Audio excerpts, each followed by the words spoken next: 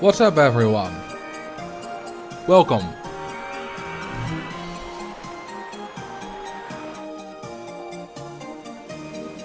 Today we're going to do something fun. Which is not to imply that the previous streams weren't fun.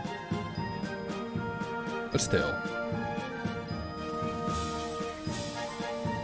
Welcome, Silur Madis. I still don't know how I should pronounce your name.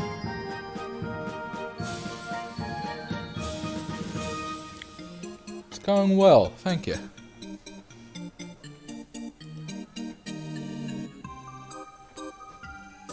Sup, Cody? Huh, nice emote. Oh no, fun, I hate that, yeah. Me too, fun is awful. Absolutely awful.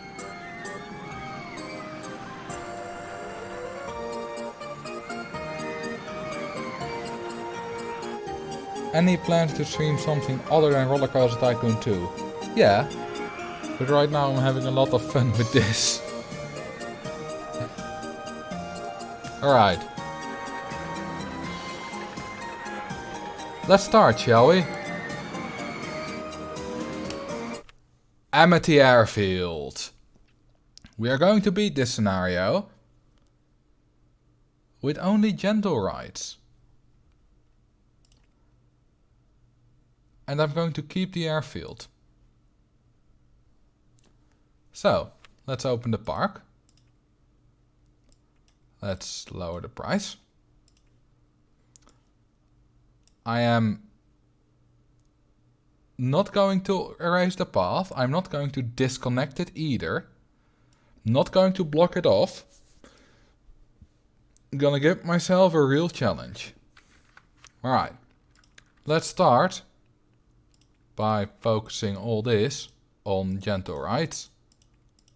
Should not forget that. And then let's start by placing some gentle rides. I think that's a nice idea. And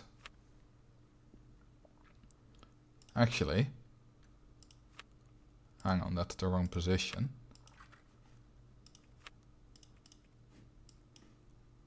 I like these pre-built that I had. That I made quite a bit ago for some other challenge, which I didn't complete.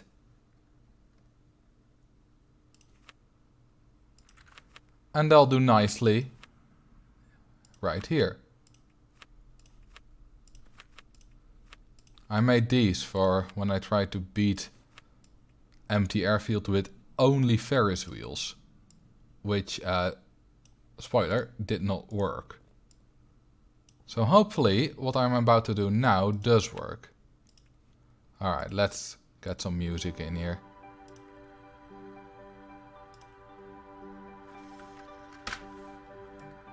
That's better. Let's put this back up to a tenner.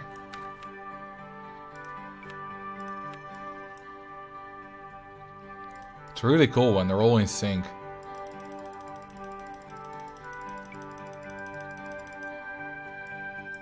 Alright, observation tower. Because why not?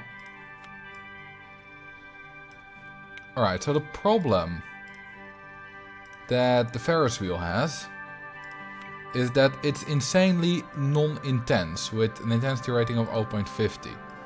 Sure, you can increase this to 3, but that doesn't change it too much. That just makes it 1. No, you can't synchronize them. Welcome, Jado Biscuit. Would be cool if they could roll off the stand in a rare crash. Would also be kind of gruesome. But I see what you mean. Alright, let's get some guests. Actually, let's wait with advertise until we can charge some more. Alright, what I want to do is do this. And this, and make a row of space rings. Then I'll place little fences there so that the path doesn't get connected in the wrong space.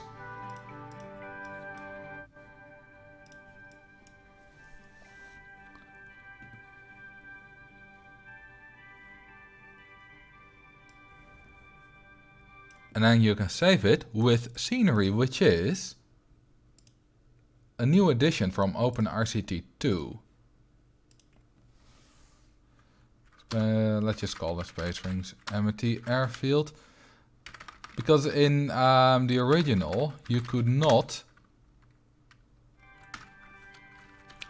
save anything other than tracked rides. Yeah, imagine a merry-go-round with the aerodynamics to take off. Just spins so fast that it just makes it into space.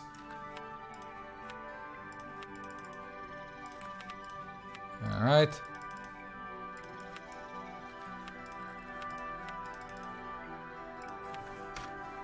There we go. Let's open them all up.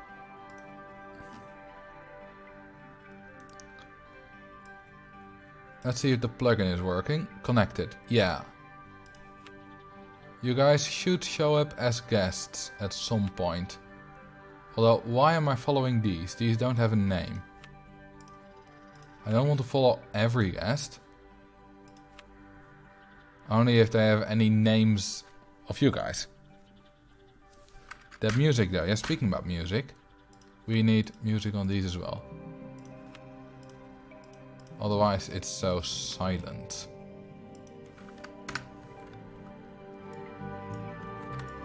You know, let's play some gentle ride everywhere.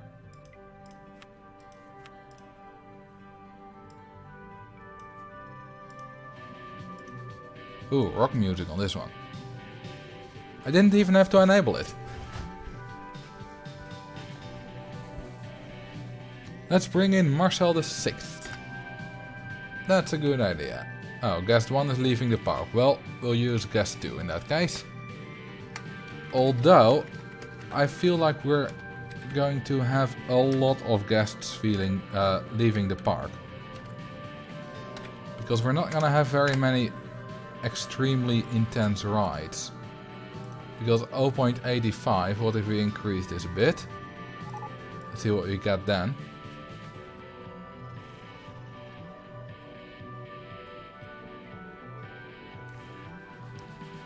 No more medieval style. Yeah, we don't do medieval style today. What about super unintense roller coaster with intensity below 2? Well, my intention was only like truly gentle rides. The classification gentle ride, but if we want to do something else more near the end of the stream, I'll see what I can do.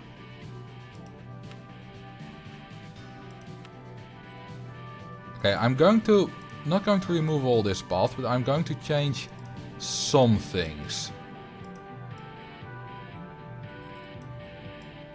I'm going to hollow this out. So that it's not just a giant thing of path.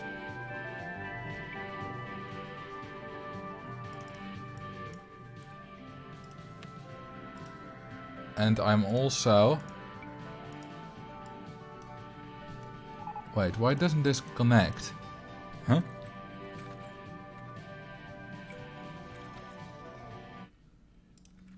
Oh, there's still scenery here. I'm also going to do that, otherwise guests will get lost. And we can't have that.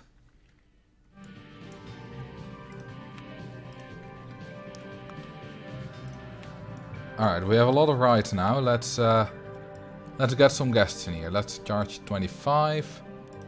I have no idea how much we can actually charge right now. It might be possible that this scenario, that my challenge doesn't even work.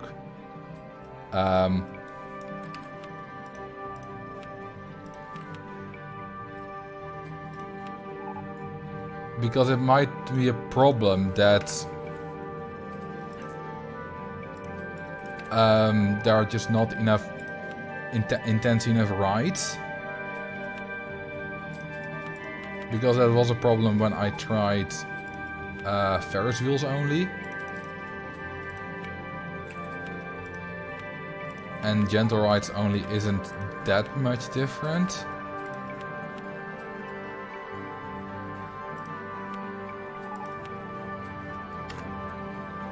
I had like 1,000,000 Ferris wheels, which looked really cool, but it didn't do too much.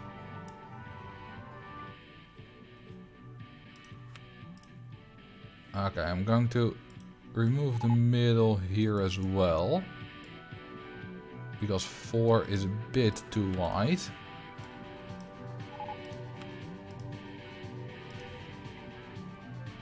The mini helicopters, yes, they're available.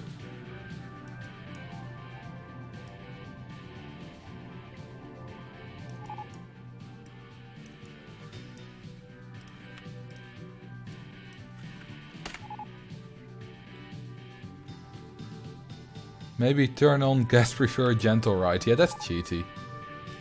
I do need these connections though.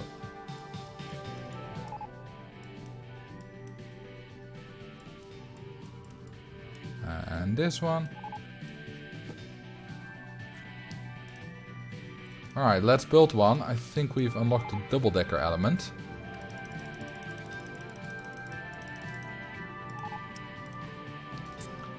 You know that you've played too much Age of Empires when you automatically try to hold shift to build 5 elements at once. Because in Age of Empires you hold shift to queue up 5 of the same units at once. What's the best height? The best height is the minimum height, but that's not the most fun.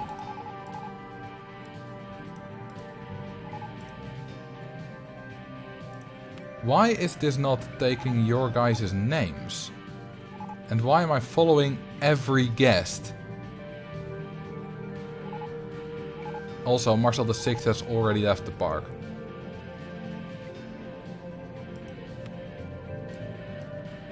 I'm going to turn off some of the notifications.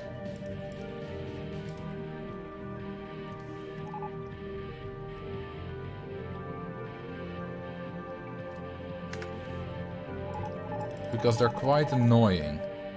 And there are too many of them. Plugin broke already. Yeah, it seems that there's something wrong with it. No, I have no Facebook page, Firemelon. Oh right, yeah, the goal. I didn't tell you guys that. Yeah, it's 3,000 guests by the end of year 4 with a rating of at least 600. Which normally is fairly difficult, but if you're a bit of a seasoned player, it's, you know, it's kind of a walk in the park. But if you're new, it's very difficult. However, with this challenge, I don't know what's going to happen. Damn, even the observation tower can't save us. 0 intensity. Let's see what the mini helicopter gets. You know what, I'm gonna go make underground. To get some more intensity, because that's going to be our problem. Rides that aren't intense enough.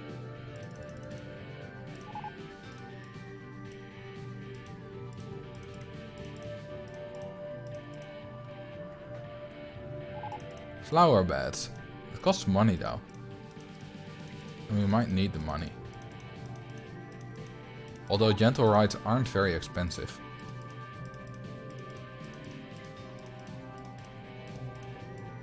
Do you have a monorail? It's not a gentle ride. And yes, I do have it. I know that Amity Airfield has it.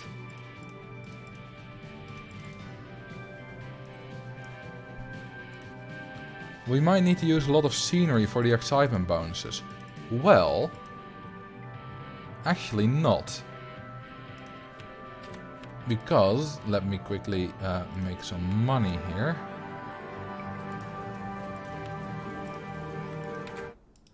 By making this 20.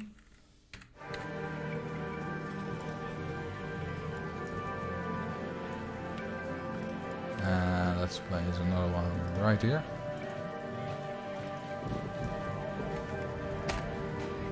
Excitement rating doesn't actually influence whether guests want to ride a ride.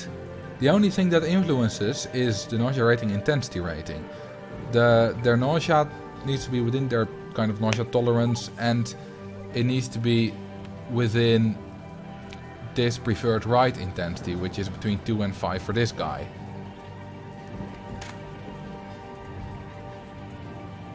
Are these tolls gentle ride? Is the ground a gentle ride? Asking the difficult questions. Please don't ask me difficult questions. Wait, what did we... No, what? There are no more gentle rides to unlock.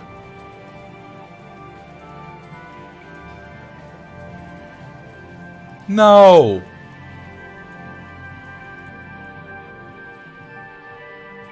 I was confused why we didn't unlock another gentle ride at the end of April, and I thought we had unlocked the theming, so I was like, okay, maybe I accidentally kept that turned on, but... No. Alright, let's change this. Only flat rides. Let me change the title of the stream.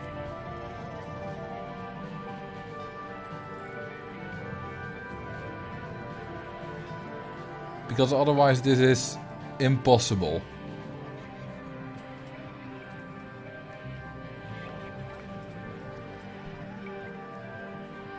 I did not with flat rides only.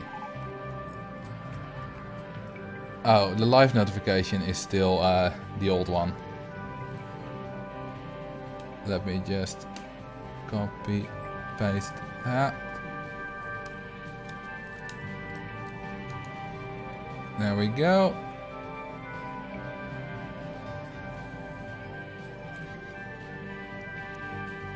So, that's fixed. Now we can go back to building. And it's gonna be flat rides only. Wouldn't it be fun to just spam the hell out of helicopter rides? Yeah, but only 5 different rides is a bit too few. And I know you do get some interesting thrill rides. Let's see, what intensity rating does this thing have? It's not very intense, it's going very slowly.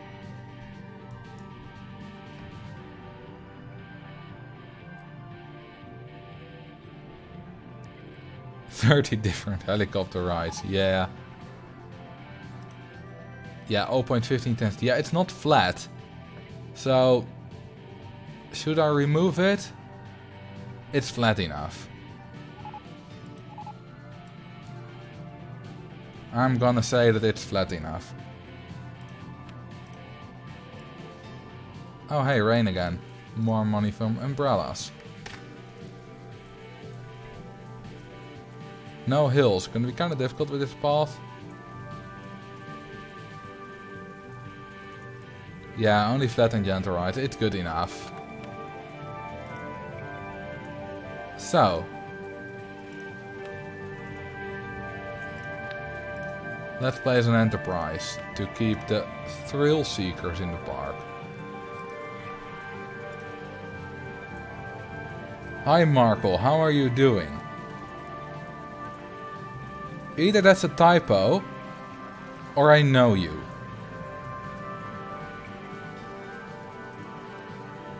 Because that's a nickname some people use. But I don't recognize your username.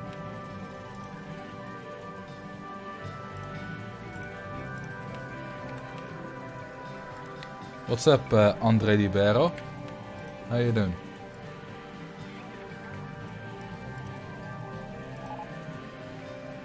Ferris wheel. Oh, right. I don't have staff.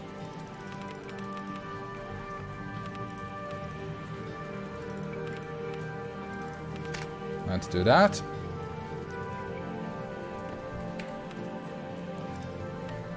And let's build this thing. Someone said something. Will there be a launch freefall with a 51-meter downward launch? I'm not sure why exactly you want those specifics, but sure.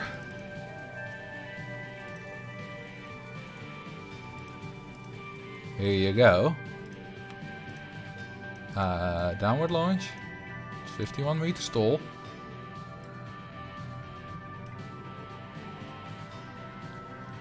It's yeah, it's shiftless backspace. It's not delete, although you could probably bind delete to it.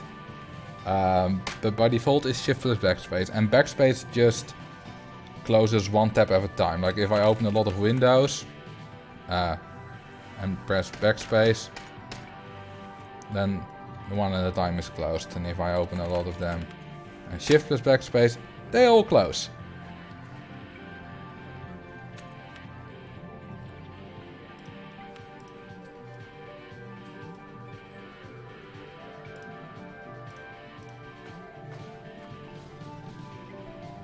Absolutely essential keybinds, yeah. What I think are the next most essential, for me at least, is build a ride and build path. I use those constantly. I very rarely click on these two icons.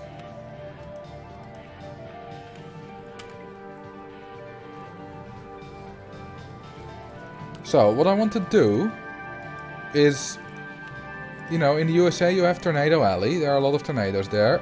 I want to build Launched Freefall Alley, where there are a lot of launched freefalls.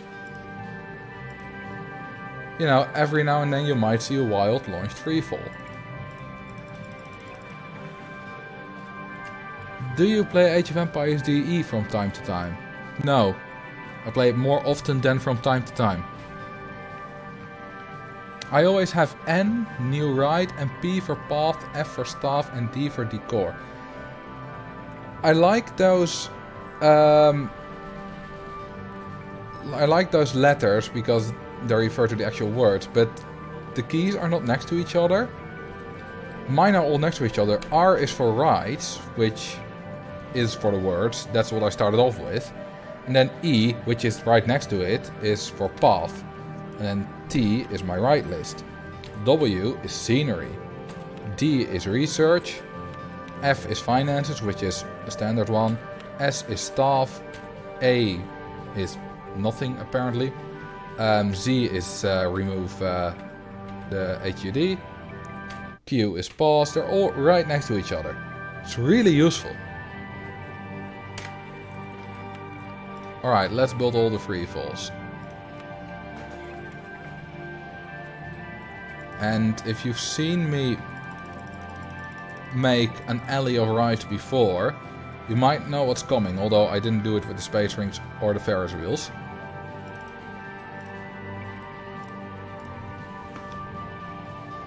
What's your ELO? My ELO is about 1100. Which is not great, but it's alright.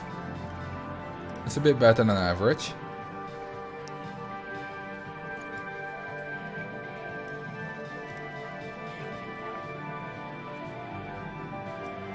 What's your ELO then? Alright, let's give this a nice launch speed.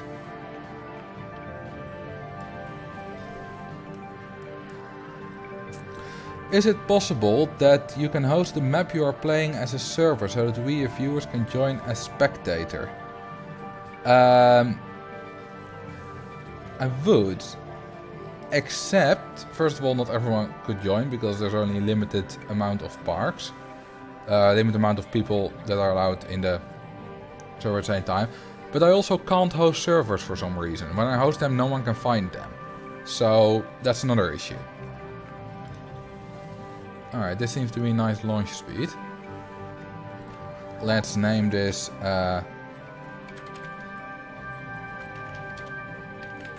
Freefall Alley Freefall 1.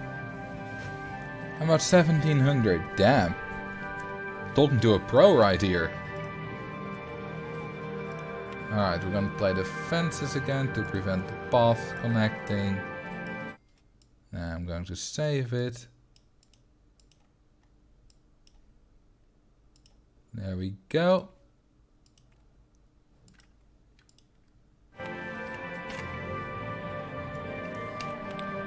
If we ever want to play together, hit me up. You will absolutely destroy me, dude. You're 600 elo higher than I am. Alright, let's place another 5 of these. What's nice about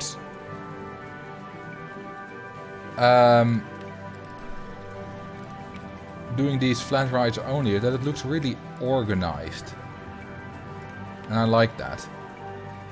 Name them after Stage and Tornado Alley. That's actually a nice idea.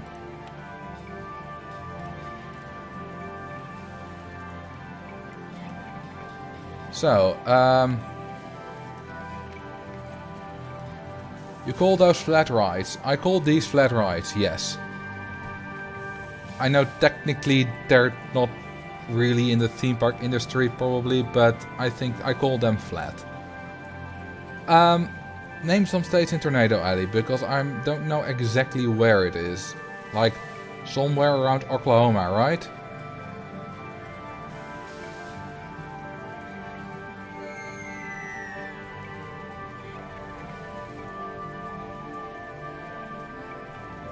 Indiana. Alright, that's the first one. Next one. Why are helicopters flat rides? I already had them before I changed to flat rides only.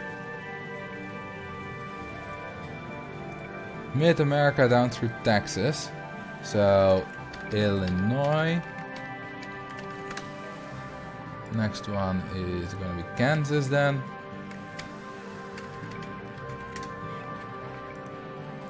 Next one was Missouri. And then we have Kentucky. And the last one gonna be Colorado.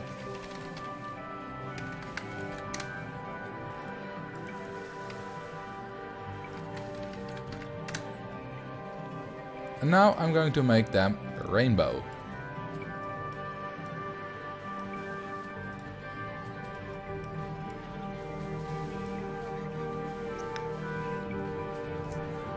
Yeah, Indiana Jones, but I was going to name them after Tornado Alley states, so that'll be for some time later. That joke, maybe. Wait, this is the wrong position. This needs to be blue.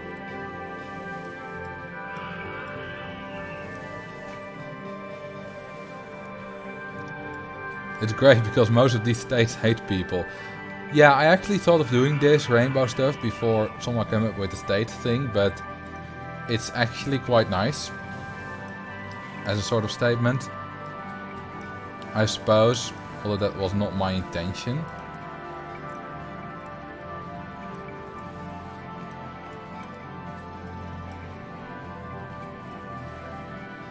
Let's keep the politics down, guys. This is supposed to be a relaxing thing away from it all.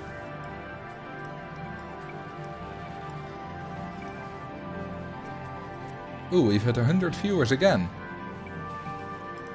Thanks for tuning in, everyone.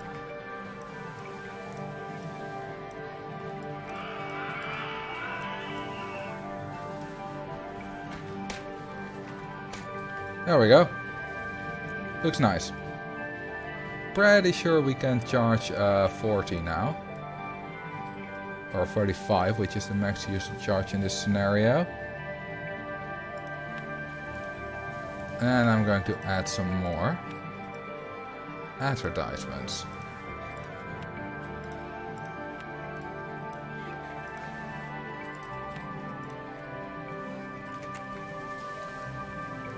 So, Marcel the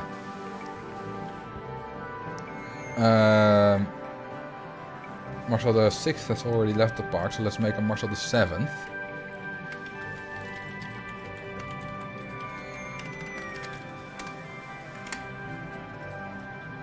There we go. And now let's add some more enterprises.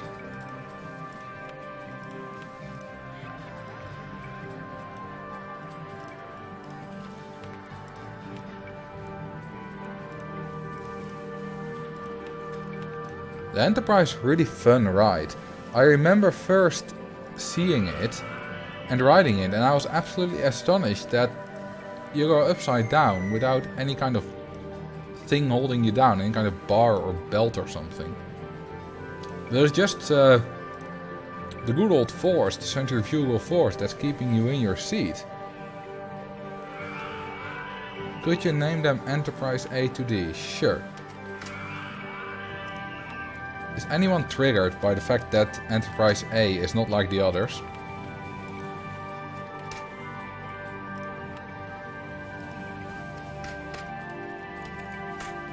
Enterprise is kind of boring, just going in circles. Yeah, but it's not about where you're going, it's about the forces on your body. And those aren't boring at all. So, I gotta disagree with you there. Alright, let's place down some of these suckers.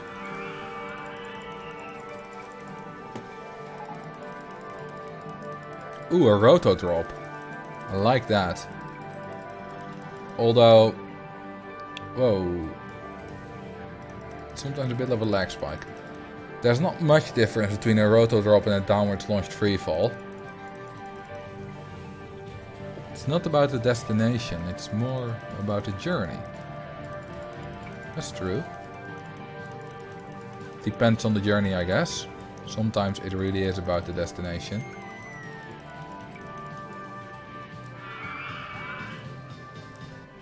Heights never get boring for me. Yeah, I think I agree with that. God, so many benches I need to place here. Yeah, if you're going to the grocery store, it's indeed about the destination.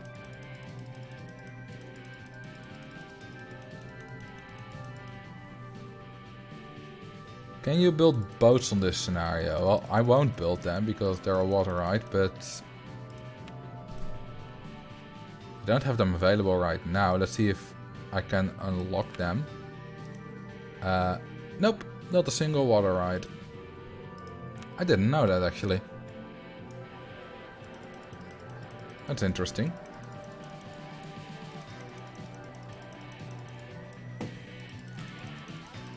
So many benches.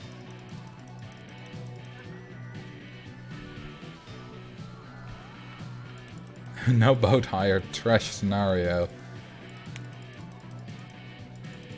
I don't think that anyone who played a scenario just to pass the scenario and not to make a pretty park has ever genuinely missed a boat hire.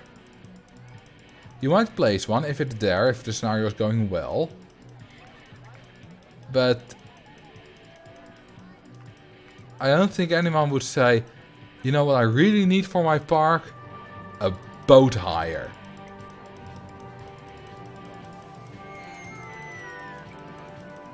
Alright, we're about done with the benches. I'll do the bins later. What about submarine ride? Yeah, that one's even worse.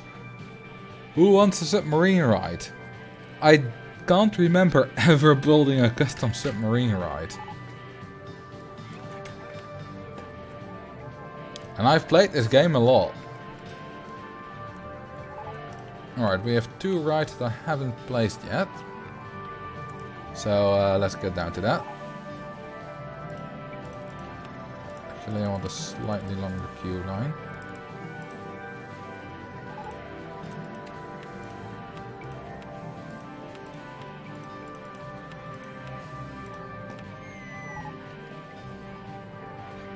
No, but it's nice to have a boat hire, and if having one is potentially causing you issues, then you're doing something much worse than having a boat hire. I suppose. Boat hires are always causing me issues though. It's just that those issues are never enough to derail my park.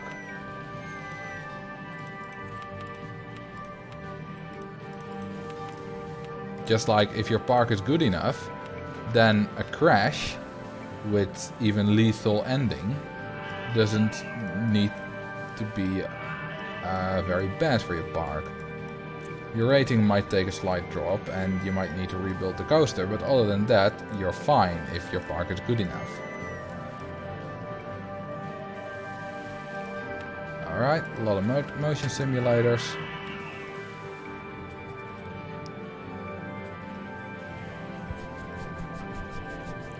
What's up, Phil?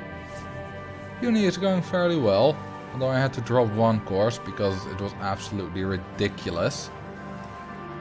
You know, I'm studying AI, and there was this course called C++, a 3-part course, and this period was C++ Fundamentals. And I've scored quite high on all the previous programming courses, so I was like, well, it's gonna be fun. I like programming, and it's quite easy for me, so it's gonna be a nice pass, nice easy credits. Well, about that.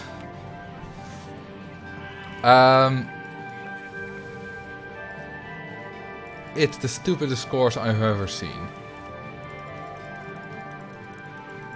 Programming is partly about that your program works, but it's also a lot about that your program needs to be readable. Other people need to be able to see what you intended. Need to be able to read it, there need to be sufficient comments, they need to be able to maintain your code. Which is fair enough, but C++ went a bit too far in that, at least the course that we got. Because, for example, I remember we had a perfectly fine bit of code. It was the easiest question in the whole course because it was Hello World. But we got 0 points out of 1 point on it. Because, for example, we had a space somewhere where there shouldn't have been a space. Or we had a comment that described what we did in apparently ever so slightly the wrong way. And that's the problem. With the previous programming courses, if your programming did what they asked of you, you would know that you at least got like a 7 out of 10 or an 8 out of 10. But in this course, it happened several times that we handed in all the exercises and they all worked, but we still got 0 point out of 10 on the entire assignment. Because the style was wrong, and it really came down to spaces.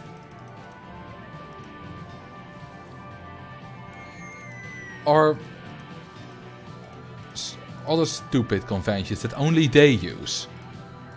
For example, if you have a for loop, for example, you have a list of names and for every name you want to print it. Then you have like for I in length of the list. Then you do for I is 0 and then I is smaller than the length of the list and then I++, which is increase I by 1 after you're done with whatever you've done and then go again until the condition isn't fulfilled anymore. Everyone uses I there. All programming languages in the world use I. Except some, but you know, every programming thing that I've ever seen uses I there and it's fine. Not with this course. Because single letter variables, even like those in for loops, are bad. You had to use IDX, or iter for iteration. Which is just stupid. Oh, and you also couldn't use I++, or IDX++ in this case. No, it had to be ++ IDX. Which in this case does the exact same. It's technically slightly different and in some cases it matters which one you use. But in this case it doesn't. But yet, if you do that, then it's just wrong and you get points subtracted. I remember once we looked at some at a very simple for loop, which had like 1 or 2 lines of code inside the for loop. It was like 5 lines in total. It was an example of good code on like an official website for C++. And according to the style requirements of our professors, it had 6 errors in it. Like 2 per line or something. And it was an official source for C++, or about as official as you can get. Which is really stupid.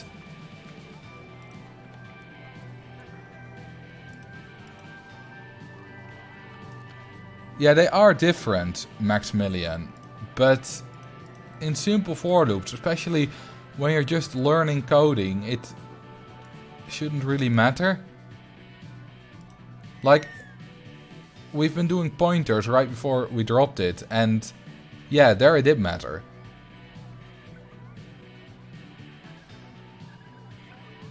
Those benches look like the path is being attacked by aphids. I have no idea what an aphid is, but it does look a bit busy.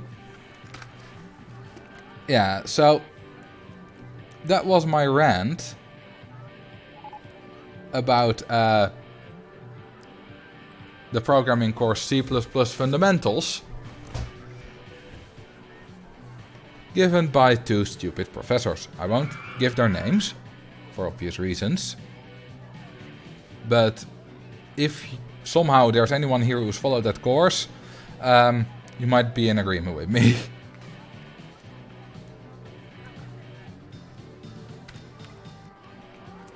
Oh, we got a top spin. Nice. I like top spins.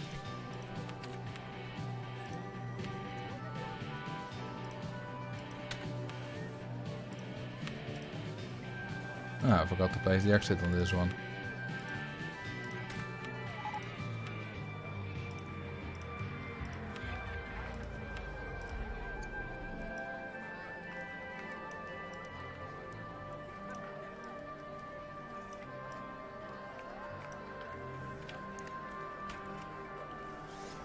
They also, at some point, we got 0 points because our code didn't work. Which is fair.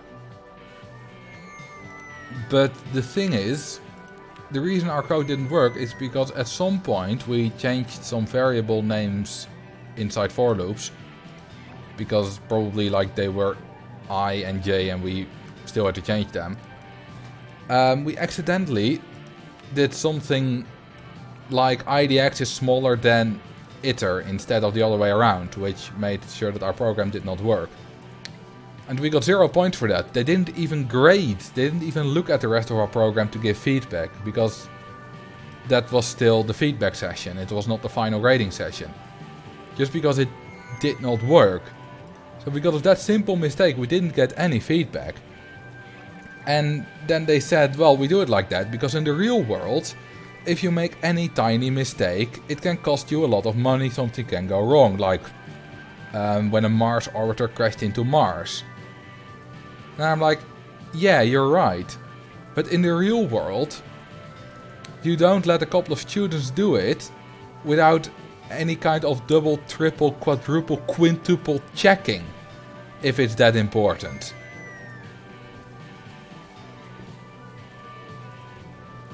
So, yeah.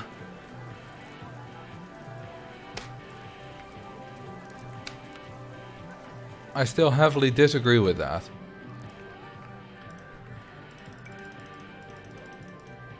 What's up, Game Boy Axie? Or Axe? Axe?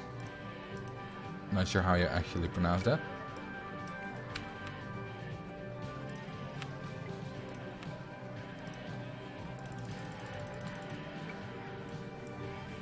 You know what I'm gonna do? I'm gonna make each one slightly taller here. This one's gonna be 24. This one's gonna be 30.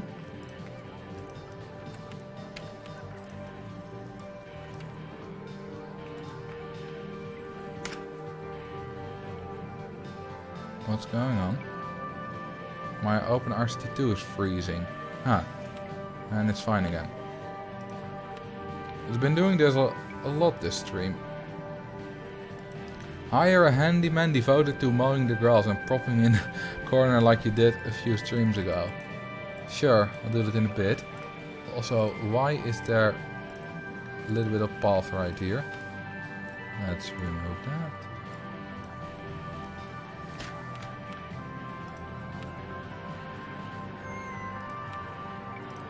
Oops, that's the wrong place. Alright, this one's gonna be 42. And one more. That's gonna be 48.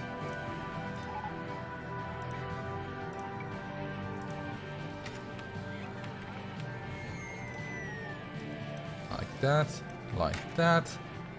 Let's give this one the same colors as those, because now it looks kind of off. This gray, and black, and yellow. And let's open them.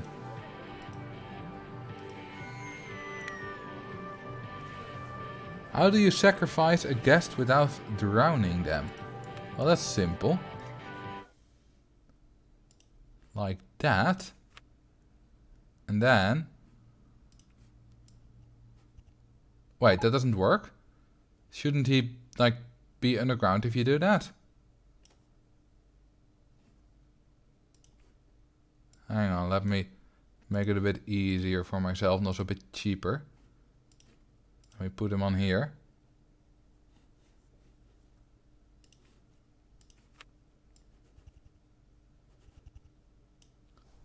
There we go. That's how you sacrifice a guest without water. And he's gone.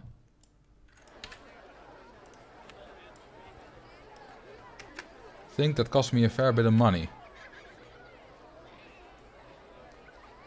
Yeah, about 2k. Oh, it's not that bad. I think we need more handyman.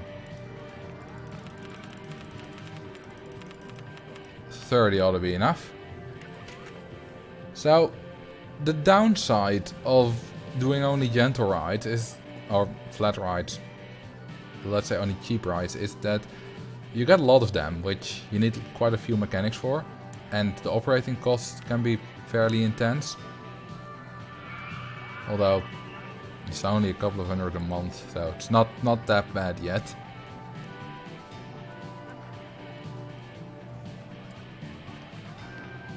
An alternative is to make a ride you know will crash. Don't test it and wait for some sucker. Yeah. Like this. Actually, let's place it in a bit more of a populated area.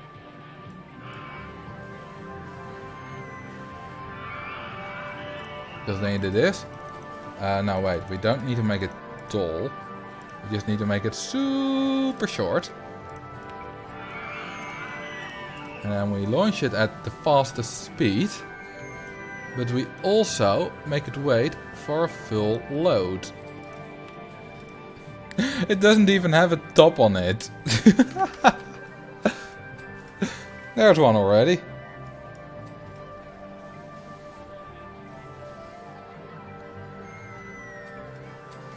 You could also use a maze track, but we don't have mazes. You can use that with any ride. The reason I use mazes is because mazes don't break down. So you don't need a mechanic to be able to reach the exit. And they're cheap. This looks absolutely ridiculous. Whee! I saved them! They're still alive! You can actually do that if you're quick enough. And you double close the ride. Then they don't die. What if you launched at the slowest speed? What's the lowest you can make it? Like now it will still crash, right? Yeah. So what if you make it one taller? Does that work? Nope.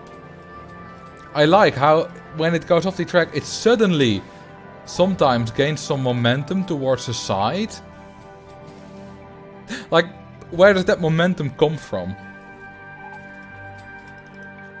They don't die, but they do get out with their happiness slashed, right?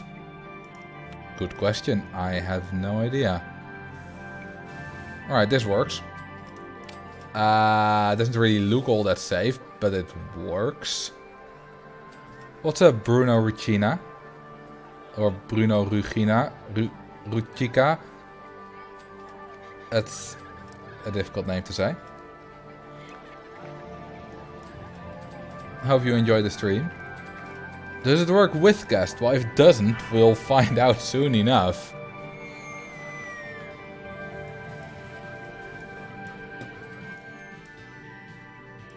Alright. I think I have built every ride I have now. Oh, we're also out of thrill ride. Alright, so let's do shops and stalls then. Speaking about shops and stalls, we need to make some kind of area here. Let's get on with that. Where are my drinks? Right, drink stalls.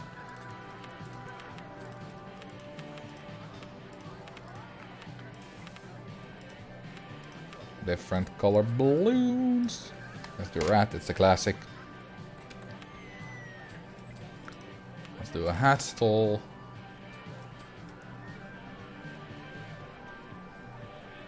And I think that's all. T-shirt stall. That's nice as well. What's the scenario goal? 3,000 guests in 4 years and a park rating of 600. Let's do icy blue t-shirts. Should be able to see those quite clearly.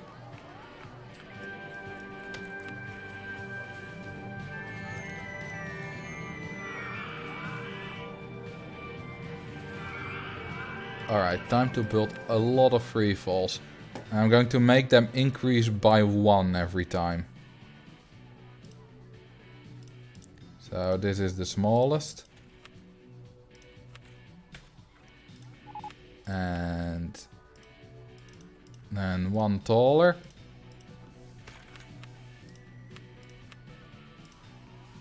And then another 1 taller. Does this scenario have the Egyptian theming? Yes, it does. I remember... Wait, this one's not taller. When I first saw someone get almost 9,000 guests in under 3 years in this scenario, he somehow, for some reason, had built pyramids everywhere, and I don't know why, but there were just pyramids all over the park.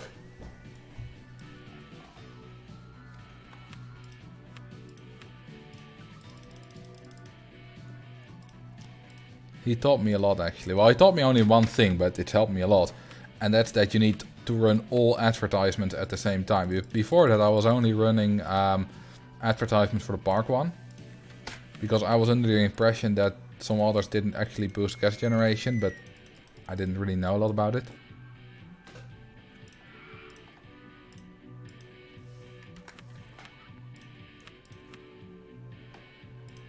We can still go taller.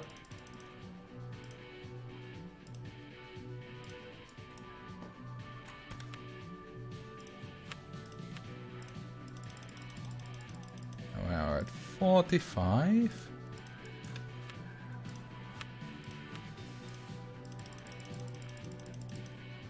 This is also quite cheap. If you notice, each one of these pieces is only costing 25, whether it's at the bottom or at the top. So one of these rides, like if you place 20 pieces, which is fairly tall, plus the base, it's only 700. Which is really cheap.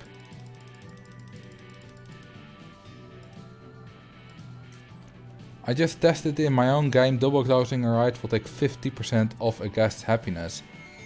Damn, they don't consider it being safe from death.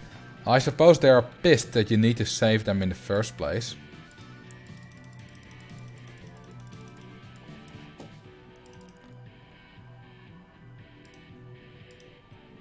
damn, we're having lag. What's causing the lag?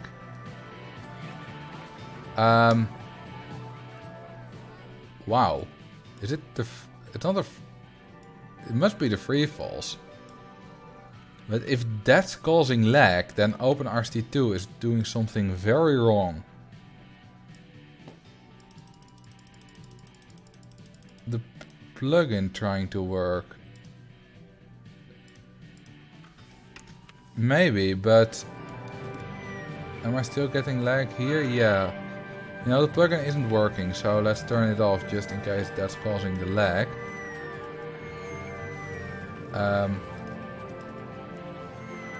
Wait, where do I...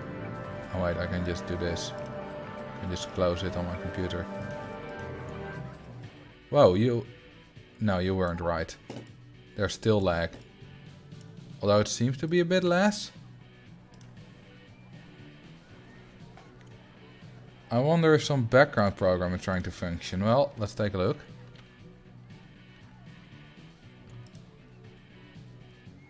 Nope.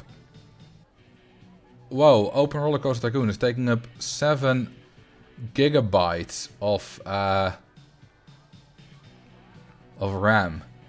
Almost 8 gigabytes of RAM. That's what that was what was calling the lag spikes earlier as well. Restart the game. Yeah, I'm going to quickly restart the game.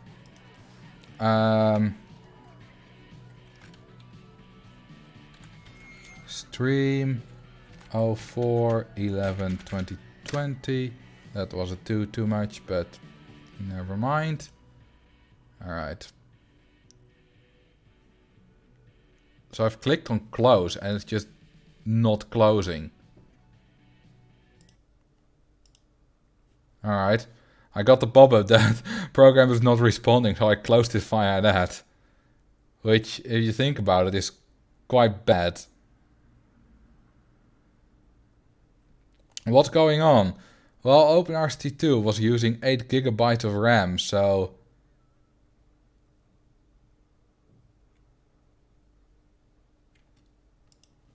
I'm going to restart it. Looks like a memory leak. In which case you need system reboot, not just the game. Well, let's see if rebooting the game does anything. Seems to be better. It's only using 230 megabytes at the moment.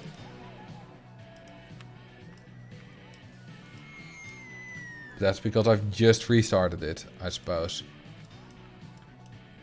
Well, let's add all this path. Well, yeah, if there's one thing I could complain about Open Roller Coaster Tycoon is that it's quite a bit more laggy than the original. The original could run 7,000 or 8,000 guests without any problem, and OpenRCT2 can't. I can run it, but you get lag. So it's not the best.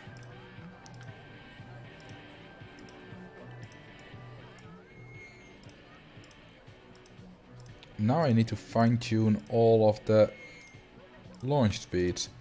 This one needs to go down to 35.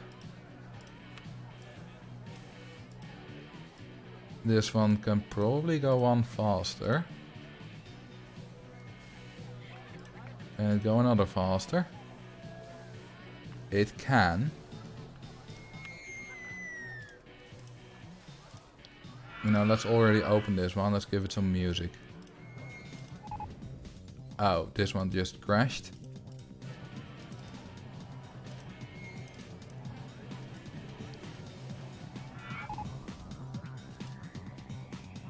It just crashed again. I'm so good at this game. That's better. I think this one can do 57. Yeah, I seem to be able to go 2 ticks up for every free fall. So then this one needs to be 72.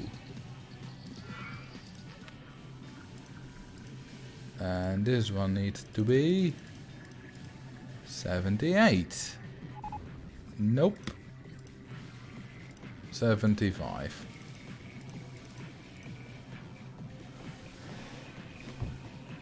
So one of these might crash at some point, because with guests it is going ever so slightly faster, but if that happens we'll just take care of it. We'll just lower the speed right then. This one is so close to crashing. Just look at that. That's not okay.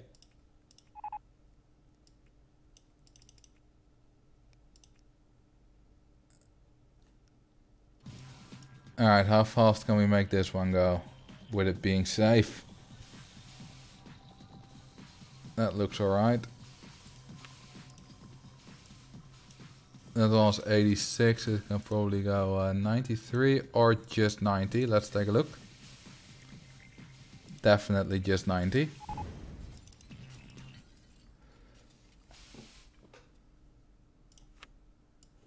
And this one they can then probably go 93.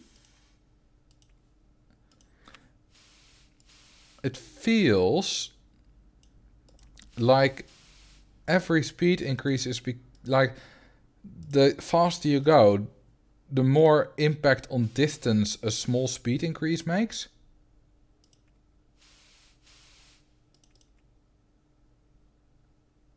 Which is a bit weird. Wait, what just... Oh, it did crash. It didn't look like it.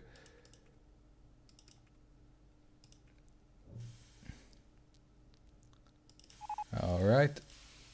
A lot of rise crashing in testing. We can go one faster. Perfect. Let's go to 107 right here. And we can do, this is right under the chat, 111 here.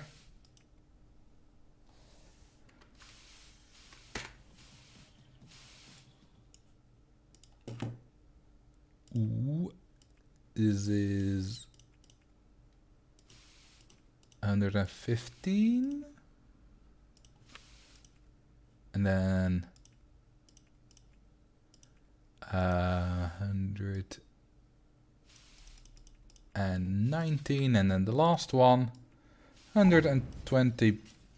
Whoops. 122 might be too fast. Apparently it's not. Damn, 119 is too fast. 115 doesn't even get... Ooh, now 119 does work. It's right on the edge. Alright, good enough for me.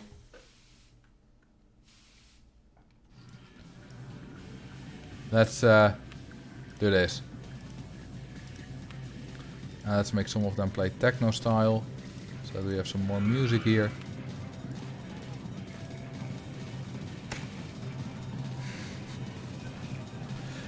This seems to be quite dangerous. Let's hope none of them crash with guests. And if they do, then, well, bad luck for the guests, I suppose. The first one's been running for a bit already, and so far it's been fine. Ooh, we're making a lot of money. 15k every month from the entrance. Nice. Are the ads still going? Yeah, they're almost over.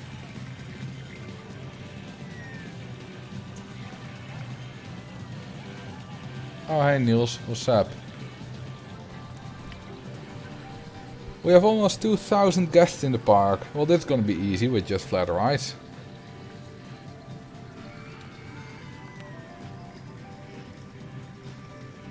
Although your definition of flat may differ slightly from mine.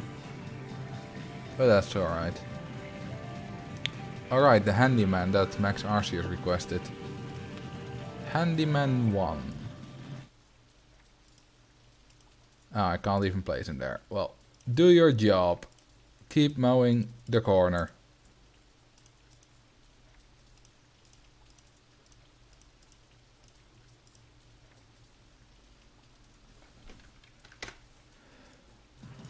I didn't wait, well, someone requested and I thought it was you. But I don't remember who then. You know what you can also do? Make life easier. Like Handyman 2 will just... Now he doesn't have any jobs. He still gets paid. But he doesn't have to do anything. He's useless for the park.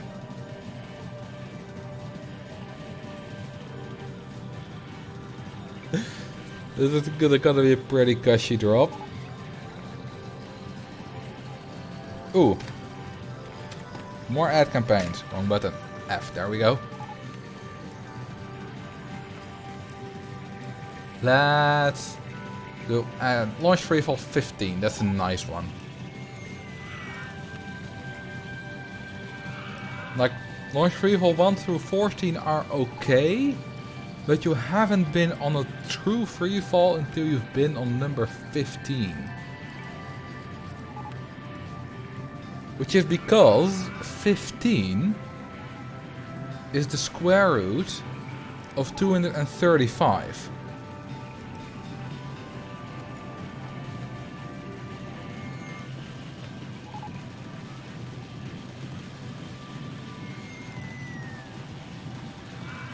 $225. I was hoping someone would catch me out on that error.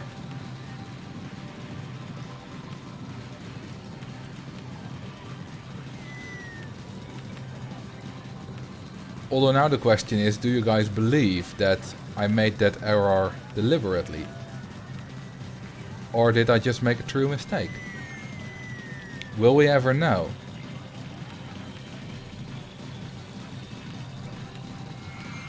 I know the answer. Marcel goes from historian to math teacher. Well, I'm a lot better at math than I'm at history, so that's probably a good career switch. Can I request that you build some pyramid? Yeah, sure.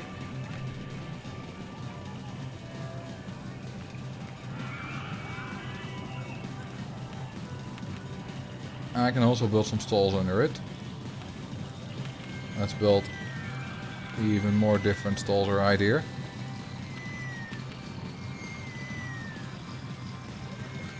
Historic math. What would historic math be? Like how the ancient Greeks did it, with like the algebraic method and or all that kind of stuff. Like studying Pythagoras. That path's gonna be nasty. Yeah. Do we already have Egyptian unlocked? Yes, we do. Alright, this is a... Damn, it's 6x6. It's absolutely huge. Alright, let's do this.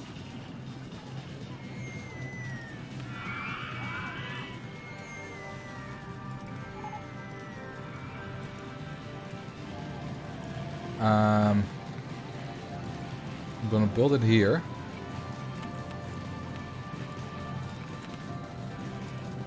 Trust me, there's gonna be something cool.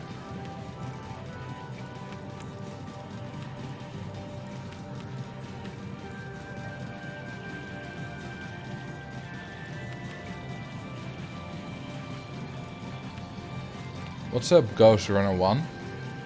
Doing quite well. How are you doing? Hey Niels, you were a bit too late to catch my rant about C++. Niels is one of the guys who did that course with me. So he understands my pain.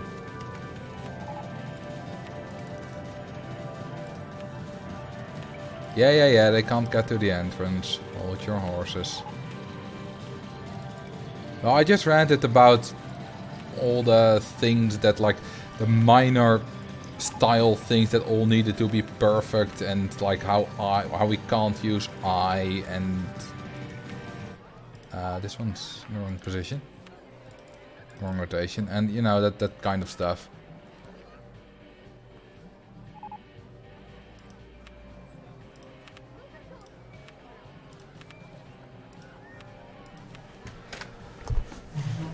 So, now we have this. And now we plant a pyramid on top of it. But I don't want those ugly supports. So let's just use a little bit of cheating here. And do this. It's a quarter of a tile lower now. Or half a tile or something. But now it looks kind of like it's being held up by these stalls.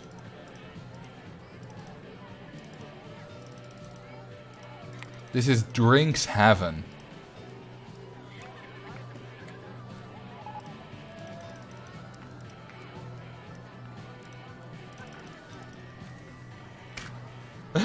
Pyramid scheme.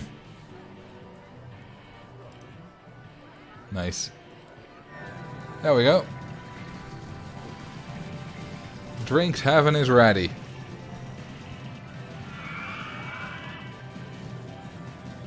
Surround the drink ring with a bathroom ring. Alright.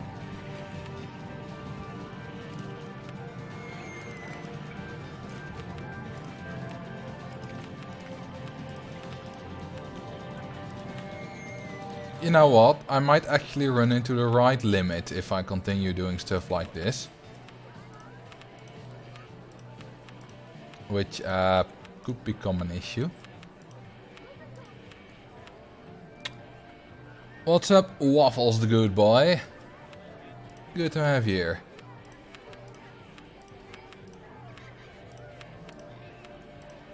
Are you, perhaps by any chance with that name, a dog?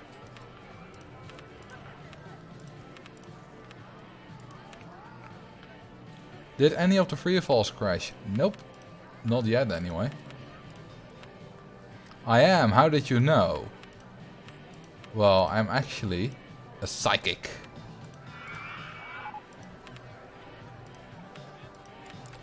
And now that you guys know that I'm a psychic, you will either have to shut up about it or die. Otherwise the Russians will get angry. And I can't have the Russians on my case again. Ooh, we have a funnel cake shop. Because that's what you want in a theme park.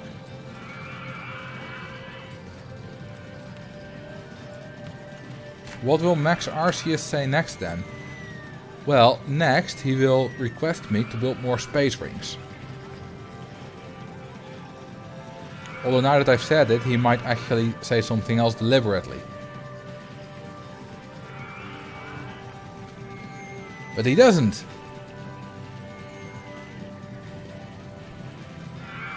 Can you build more space rings, please?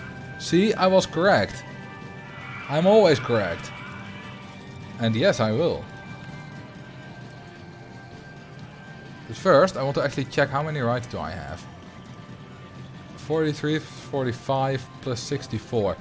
That's already like 140. Which is a lot. Or 150?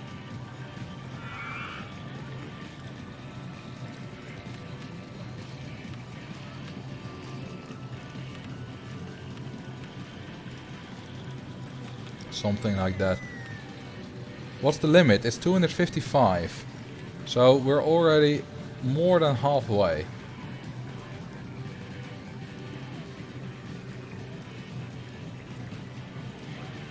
Ooh, before I forget, we're almost there, so I need to turn off scenario completion. Early scenario completion, not turn off scenario completion. Just, you can't beat the scenario. That would be something.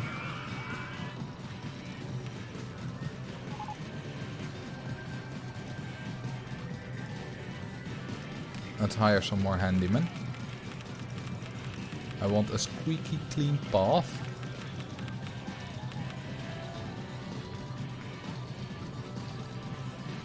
So I had an idea for a live stream. And it was an idea that I would beat all scenarios, RST1 plus RST2, in one sitting. What do you guys think about that? Would you watch that?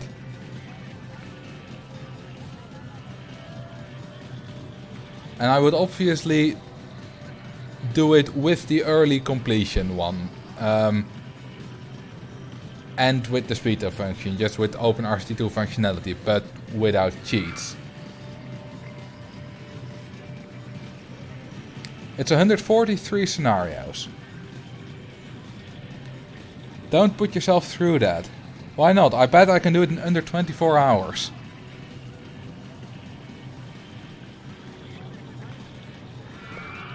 Because I calculated it, and if I take an average of 10 minutes per scenario, which I think I should be able to manage,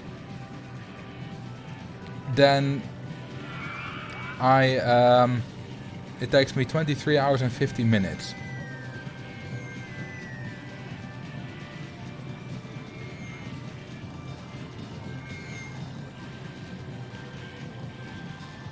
You saw a speedrun of that on YouTube, like all scenarios. I know Dirklink has done several speedruns, like one of just all RST1 scenarios, one of all RST2 scenarios, stuff like that, but I don't think he's done all scenarios. Or was it someone else? And yeah, someone said do it on the weekend. Yeah, I would. Yes, all of the expansion packs. We would start with Forest Frontiers. And then go down. And go down here. These have a lot, by the way. I counted them all and noted it down. And both Edit Attraction and Loopy Landscape have 30 each. And yes, someone asked, I would have potty breaks. And dinner breaks, food breaks, and all that stuff. 82 RST1 scenarios. Well, actually 81, because you can't really beat Mega Park. So that one doesn't count. Are you allowing safe tracks? What I would allow for that is I would allow, that's generally the OpenRST2 speedrun rule set, is what you can do is you can use pre-builds. Like for example, if you want to play some juniors. Alright, if you want to play a compact inverted coaster, you can, for example, use the Condor. But you can only use pre-builds that you've made yourself if you build them actually in the speedrun. So for example, what I would do in Forest Frontiers is build a small junior, the speedrun junior, you know, the oval thingy, and then save it with some path, and then I can use it in the following scenarios. Where's Corkscrew Follies? I believe that's called Added Attractions. Different names in different parts of the world. And there's also the real parks, which are these 8, except the bottom 2 of course, and these 8.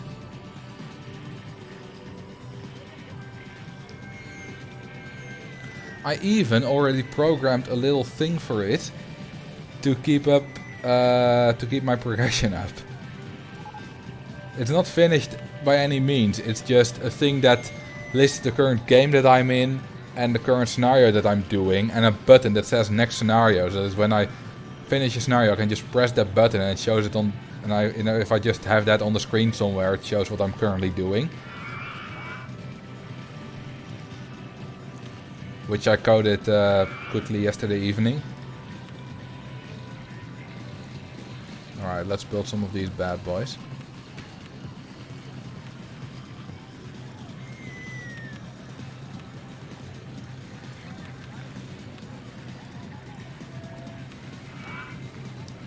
Does it also show the scenario goal? No, but I can implement that. Right now, it functionally works.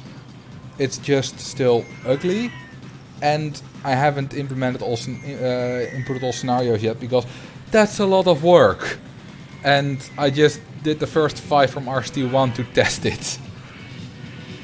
And it's a lot of info. A lot of typing. Did you ever get the Prima guides for the RCT games, or did you learn everything online experimenting? I have never used any guides before about 2016. I learned everything from other people and just from experimenting. Also, a lot of puke here.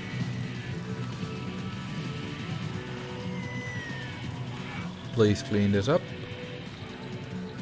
Thank you very much.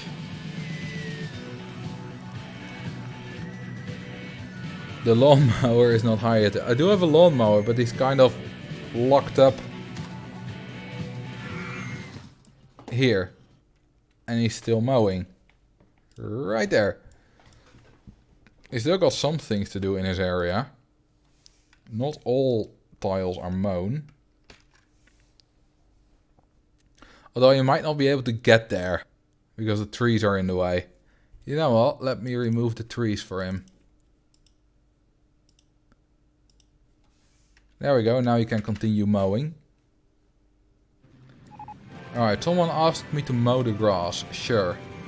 I'll mow all the grass. Well, not mow it, I'll clear it. Which luckily doesn't cost any money, except for the bits where it's not grass. There's a little bit of stone some places below, under these buildings.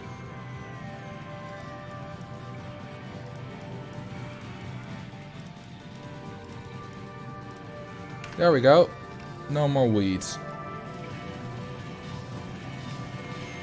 Thank God I haven't had people try to speedrun my scenarios, because some of them are either ultra difficult or incredibly long. Well, yeah, you wouldn't speedrun those scenarios. I wonder what would be the longest scenario to speedrun in Open Roller Coaster Tycoon 2. Probably Extreme Hills. Because of the 4,500 guests goal. And the fact that you can't advertise. And also the fact that if you speed up by a factor of 128, OpenRCT2 will give a lot of lag. Which just limits how fast you can go. Which is a big shame.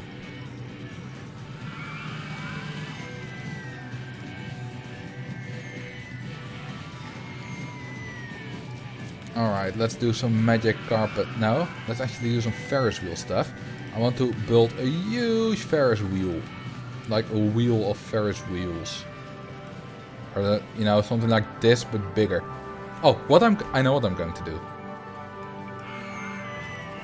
I'm going to emulate something that I've made before.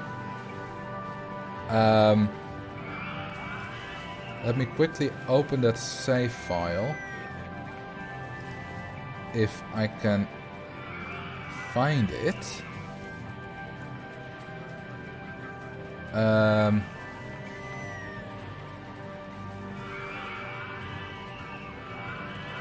Because I made something interesting.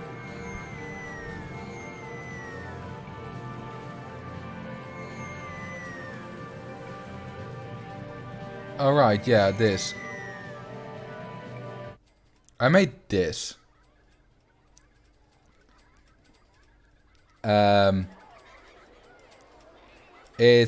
I call it modern art.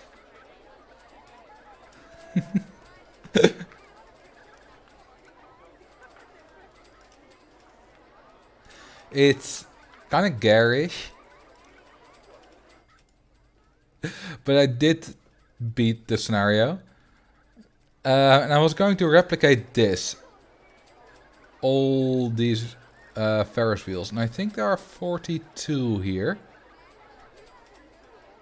Yeah, there are 42 Ferris wheels. So I'm going to replicate this.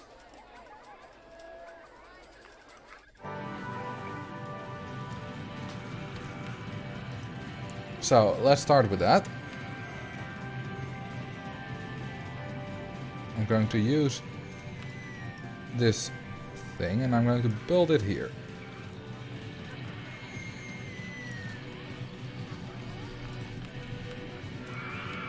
How did I do the entrances and exits? Well, in that scenario the Ferris wheels didn't work. They were just there to be pretty.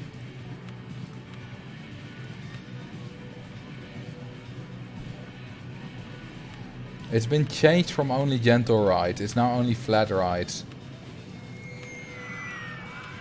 Because only gentle rides would have been impossible because we didn't get enough interesting gentle rides. Because there are some gentle rides we can get a bit higher intensity. Probably like the monster trucks or something. Although maybe not. But that's really... I don't think this scenario is possible with only gentle rides. It might be. But it would be it would be a struggle. And it also needs to be interesting enough for the stream. Because, yes, it might be possible, but if I just place down only Ferris wheels and nothing else, it's not really interesting enough for the stream.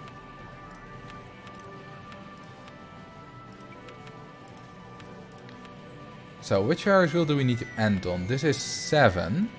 So we need to end on 48.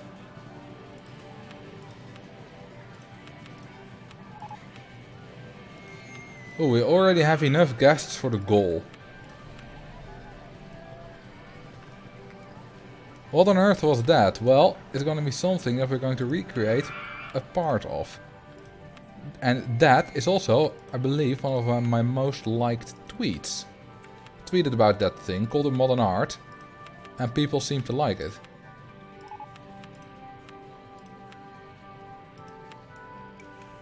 Have I played RimWorld? Nope.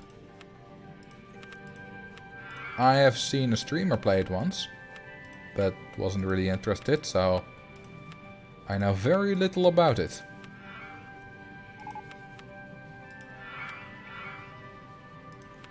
Do we have enough space? Yeah, easily. I'm almost done with placing them. Need a couple more. This is 47 and 48. Now this looks cool. It's going to look even cooler.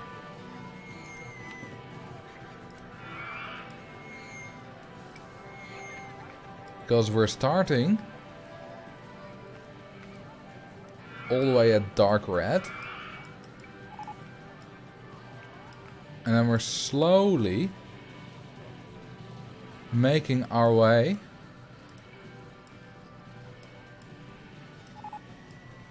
to the lighter colors. This is gonna take a while, so feel free to ask me some questions that I can answer in maybe a bit more detail than I usually would. Because we have quite a bit of time. Let's see if I can remember the exact order of the colors.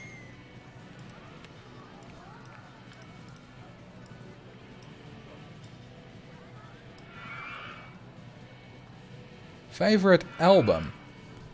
Now that's a good idea. If you've been to my streams before, you might know that Nightwish is my favorite band. And my favorite album of theirs, I'm not sure. It's either Imaginarum or it's Dark Passion Play. Either of those two. The two Annette Olson albums. And they're both absolutely amazing.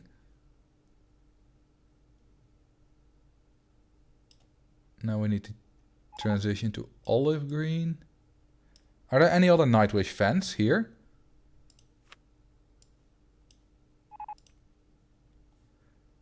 You know what, let me quickly open up another instance of OpenRCT2 so that I can look up the exact order of the colors.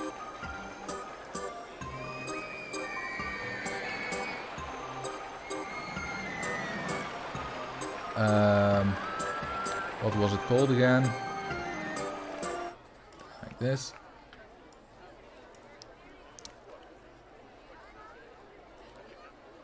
So far I seem to be doing fine. Tarja, Annette or Floor? All three. So I do like to go in a little bit more into depth about those. Because they all have their qualities. Tarja, of course, is the dramatic operatic one. Which is great.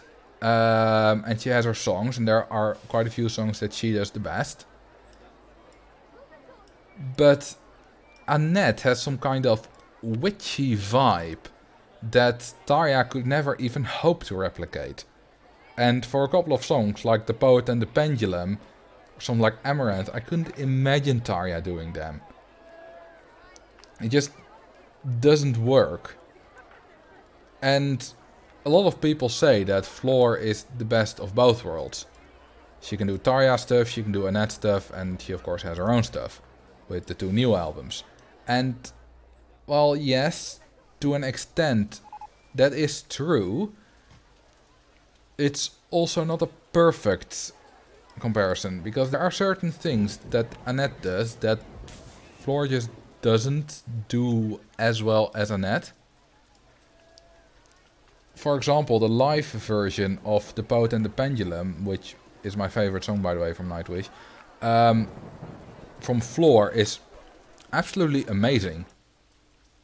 But for me, it's not as good as the studio version from Annette. So, for live shows, I want Floor. She's the most versatile, she can pretty much do it all. But on the studio albums, Annette is definitely better in some cases. Oh, and of course then there's Marco. Marco is just amazing. You can't beat Marco.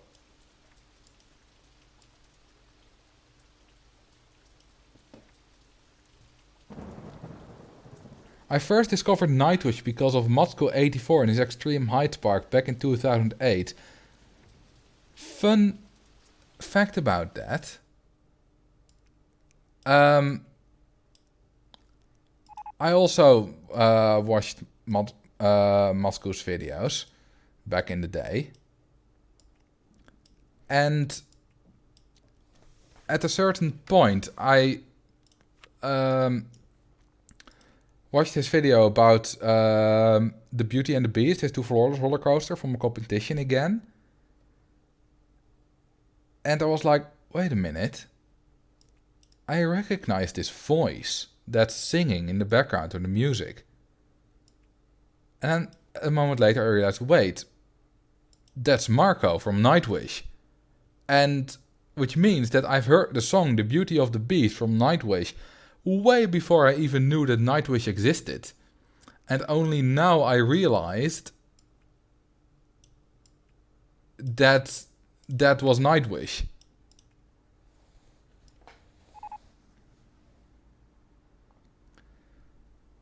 Which is really cool. So I need to do 2 more. Then we need to go to bright purple. And then dark purple. And then we're done with the first half.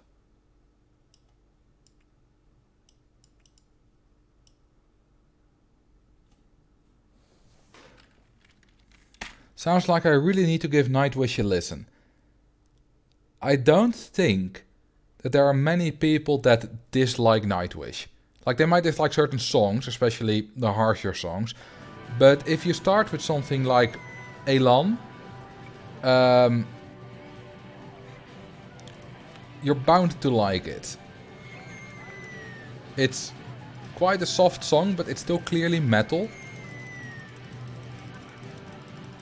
And it really encapsulates Nightwish's sound very well.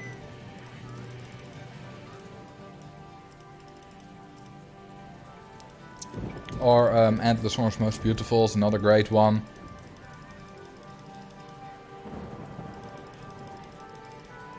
And from the Taya era, obviously Ghostlove score.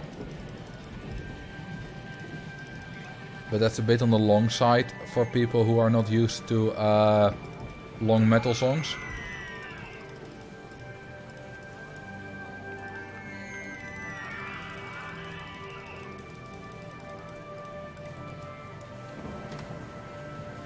Alright, let's do the other half. We should be exactly halfway now with 27. Because usually we 21, but we already have 6 right here. Let's hope I did not make a mistake.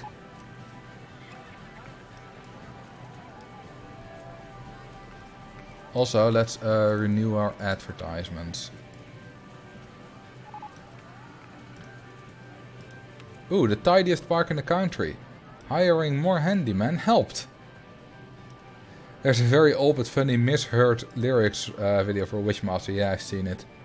It's right. Could you place an entertainer in the park, please? Sure. After I'm done with this.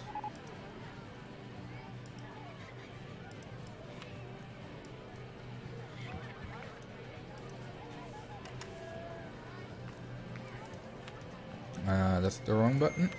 I need this one. Let's do 5 entertainers.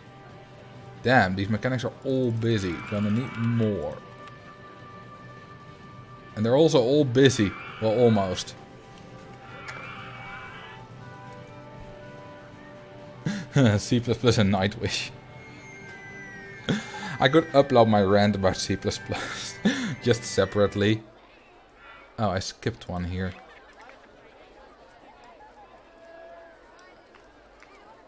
Or my thing about Nightwish.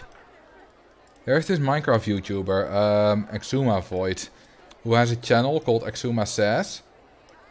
Just for excerpts of his live streams, in which he talks about a certain topic.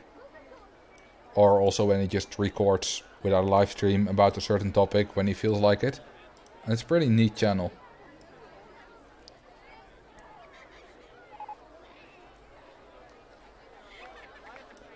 I'm using very long exit paths to work against overcrowding. Don't you mean queue lines? Because I wouldn't use long exit paths, because that's just gonna make guests angry. And the better solution is to just add more path in general. Long queue lines are a good option though, if they're not too long.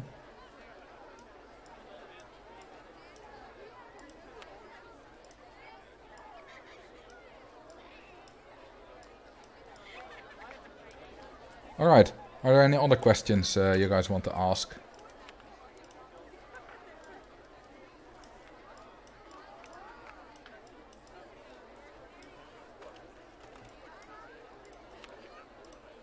While I color these things. Have any Legos? Not at the moment, but I used to have a lot, and we gave them away to my nephews. Because they're about 10-15 years younger than I am. We used to have quite a lot of Legos. We had just some big boxes of all random Legos, which we accumulated over time by, you know, they were just small things, and eventually they just got put into the box. And we had a lot of different things. We had from Lego Rock Raiders, a bit of Hot Wheels, all kind of things, and you know, a lot of standard bricks, of course, which was a lot of fun to build with. I think I'm a moss screen now. Yeah, and then I also had my own set, which I accumulated over time, which was Formula 1. And it was amazing. It was a lot of sets that fit together. It was like 3 big sets and then another like 3 smaller ones. There was one with like a pit stop, one with a big truck, with all kind of small race cars and all that kind of stuff. And they all fit together. It probably cost like 200-300 euros in total. It's really expensive stuff. Like, I'd ask one for my birthday, then I'd ask a small one for Sinterklaas. And like that, and I also bought a few small ones myself. That's the wrong one. And that's probably my favorite Lego set I've ever had. And then I also had like a 1:9 scale Formula 1 car, which was also in the same spirit of that set. The scale obviously didn't fit with the pit stop thing because it was bigger than a building, but it was in the same vein and it did belong to the set.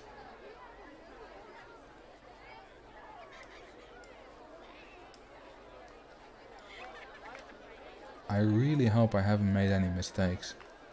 I haven't missed any color. Because I do remember missing colors when I made the original. And it's a pain because then if you recolor a lot. And we also had some technical Lego. Lego Technic? Not sure what it was called. That was mainly my brother's doing. But we had some like engines that ran on batteries. Which was fun to mess around with. I remember at some point we were on holiday in Luxembourg. And we had the Lego Technic set. And at some point I just made a thing which was essentially just 2 rotating blades. And I was cutting grass with that. I have no idea why. It wasn't efficient or anything. The blades weren't sharp. They were just long Lego pieces. But it spun fast enough that I could actually cut grass with it. Must have looked quite odd. Like 12, 13-year-old kid. Just kneeling and cutting grass with some Lego. Alright, and we're done. Now, doesn't this look epic? Do you plan on playing Open TTD? Not really. Never played that game. Yes, but why? Because it looks awesome! Just look at this. Synchronized start. Hell yeah. Actually, to do a synchronized start, I need the guests to all go away. Because otherwise, some guests might mess it up. So let's no entrance this a bit.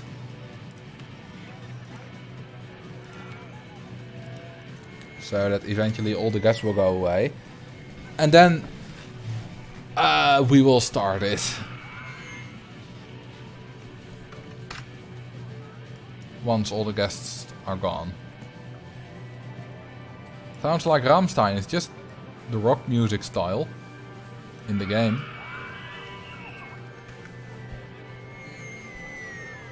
This'll take a bit. We'll come back to that later. First, it's time for another mini helicopters. Let's actually build this thing because I love this thing. I used to build this in pretty much every park that I built.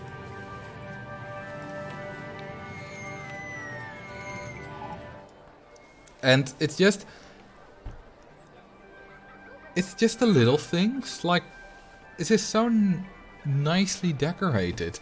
Just the little trees and the path and the fences. This is the kind of old school roller coaster tycoon this style that's really my favorite. And if anyone ever builds in this style, I automatically love it. It's like it's not complicated, and you're using a lot of flowers and fences and little trees and, you know, the standard trees. And it's just, maybe it's nostalgia, maybe it reminds me of a better time when I was young. But it's just great.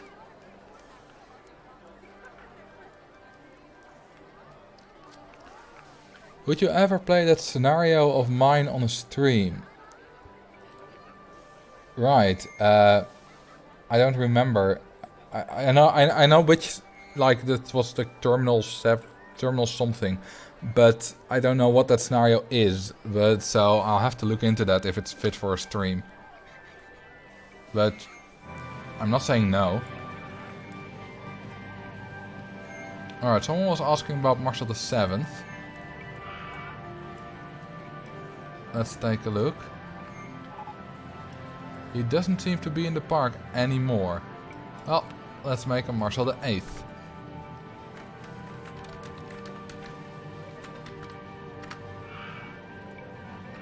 Eighth. This is one of those words that I cannot pronounce.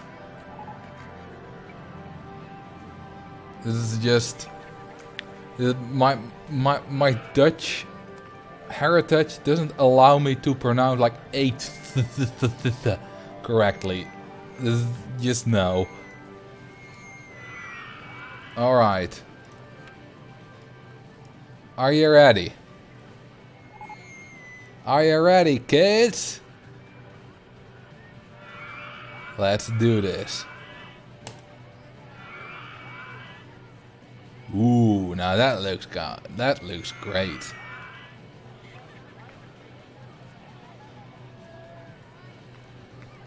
That looks lovely.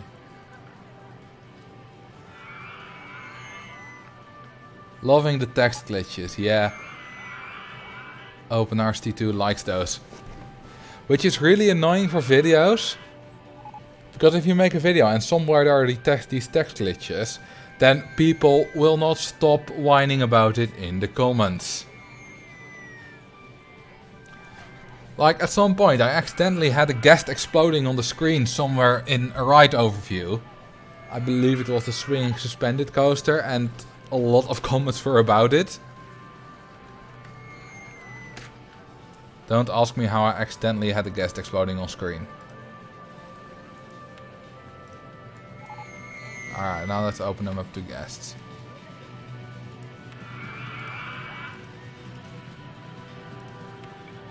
Let's connect this.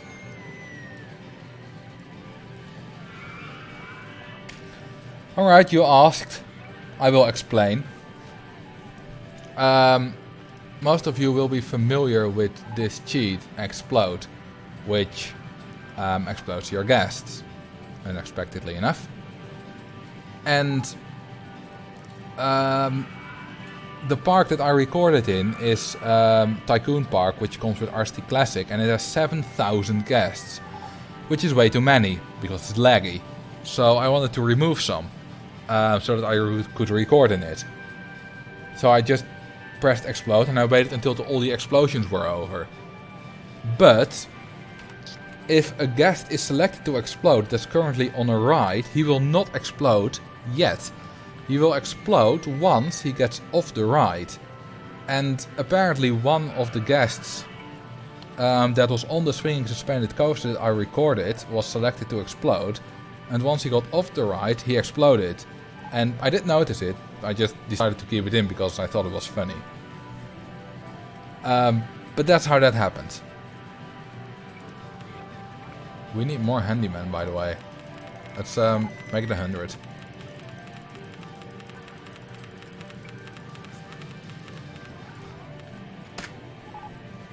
That should be enough.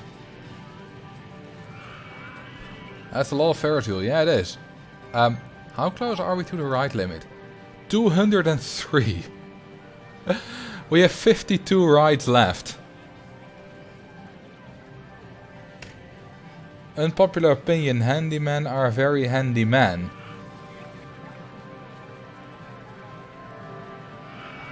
I don't think that's unpopular, dude. Don't forget the entertainer you promised. I have 5 entertainers. Are you not entertained?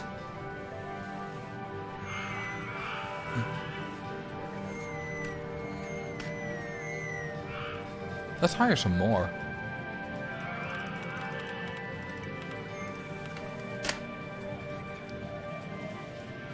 Park is coming along quite nicely. And these still haven't crashed, even though this does look quite precarious. Imagine sitting in that thing, thinking that you're gonna die. Poor guests. Must be quite psychologically damaging. PTSD, waking up, screaming in your sleep. I don't want to be a guest in Roller Coaster Tycoon 2. I really don't.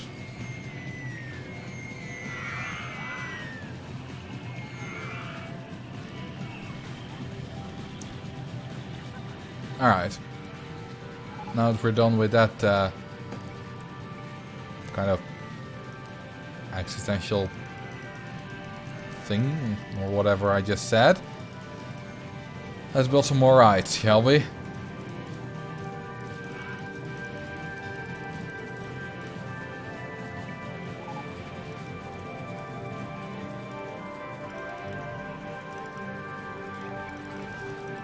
We're only just over halfway past the time limit of this scenario. And we're already at 4,400 guests. We're having a lot of guests. Alright, let's build the biggest mini helicopter ever.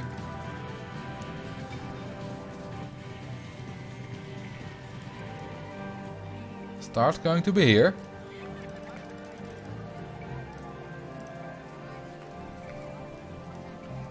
How far off are you to being an affiliate? I need to do 7 streams in a month, and this is my 5th. So if I continue screaming at the schedule that I'm doing now with twice a week, I will become an affiliate after next week this stream.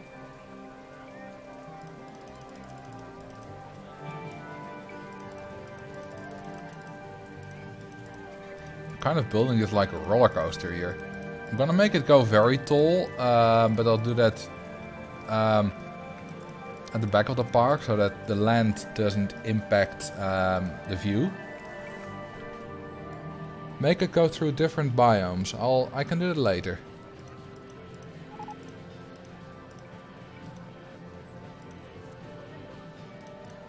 Let's first just build this thing.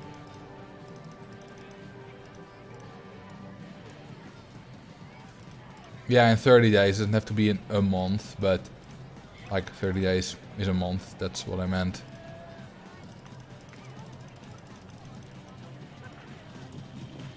The Hellocopter and Mr. Bones' Wild Helicopter Ride. Both are good names. This ride's gonna take a long time.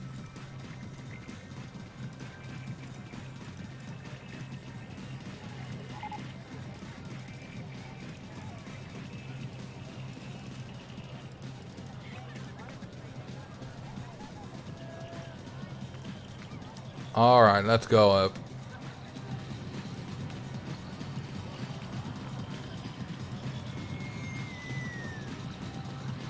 Let's go all the way up. It's gonna be expensive, but that's alright.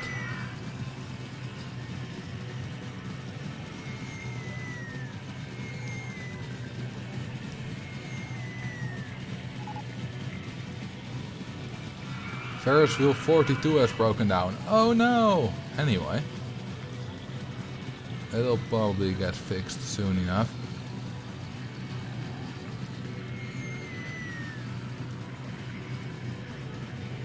Luckily we're making a lot of money, otherwise I could not afford this.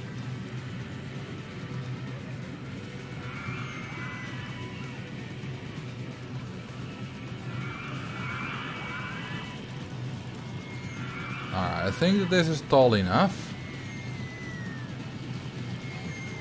Let's go down now. Otherwise it will become too expensive.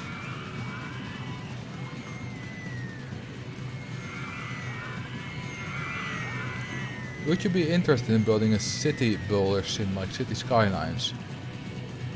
Yeah. There's one thing that with those kind of games, same like with the Minecraft live stream, that I'm a bit worried about is that if like a big save file, it takes quite a lot of hours. So if I, for example, if I have like a Minecraft Monday or whatever, and I only play for like 4 or 5 hours per week, then I wouldn't really get much done. I would like to have a Minecraft Let's Play series on stream. Or like I said, the Skylines one, but I feel like there you also can put a lot of hours into a single city.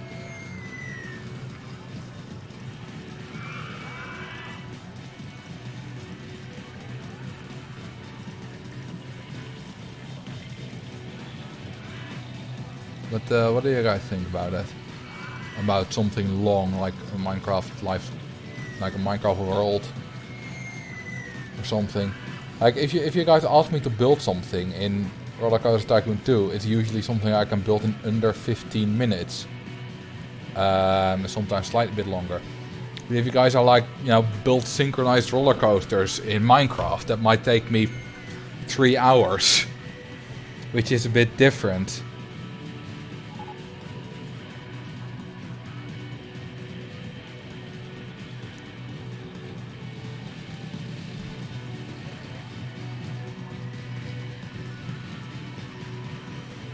I'm the only person so far to have cleared Wasteland of Dying Dreams, my current horror scenario. Would you mind showing the scenario and my completed part in the scenario at some point later? Yes, sure. But I would also like to try it myself and see if I can then show my completed version.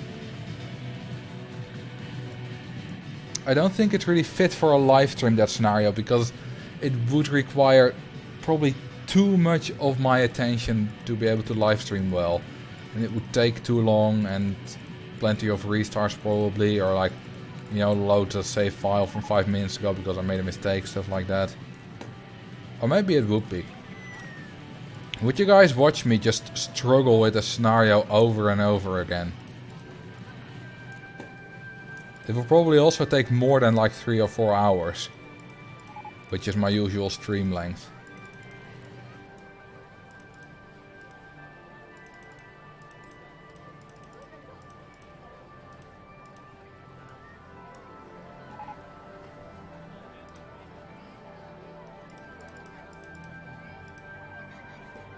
Depends on the day.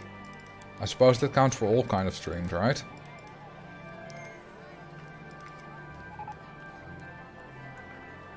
Alright, well, good to have you here. For as long as you can. Depressed jellyfish. That's a funny name. Especially if you're not actually depressed, which I hope. But if you are, you know, good luck to you.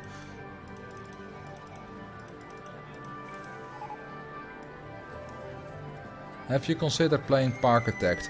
Not really. I mean, I have played it, but I'm not really considering it for a stream. I don't think it brings anything new. Marcel, they gave you partner. Not that I'm aware of.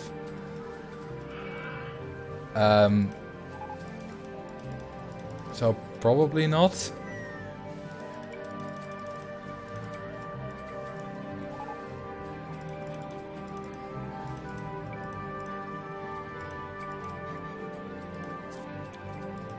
Planet Coaster, Planet Zoo. Yeah, I will be more interested in that. Especially Planet Coaster. Alright, and we're back at the station.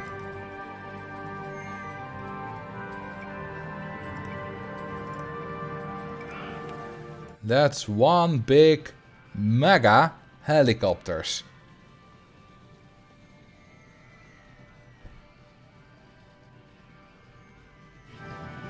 I see different qualities for stream though. Huh.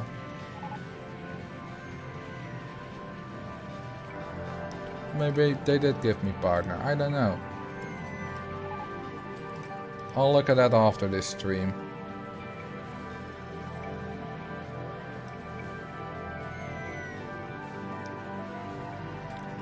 I don't even know what transcoding is. Alright, let's open it. I want to see the stats before I start decorating it.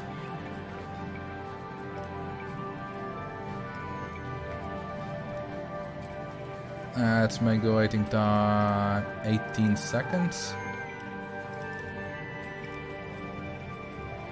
I wonder...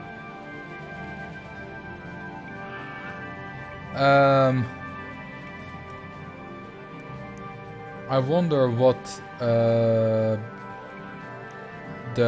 what I should have for difference between the between the cars to have them all equally spaced out. Sure, Nick. What's the name of your girlfriend?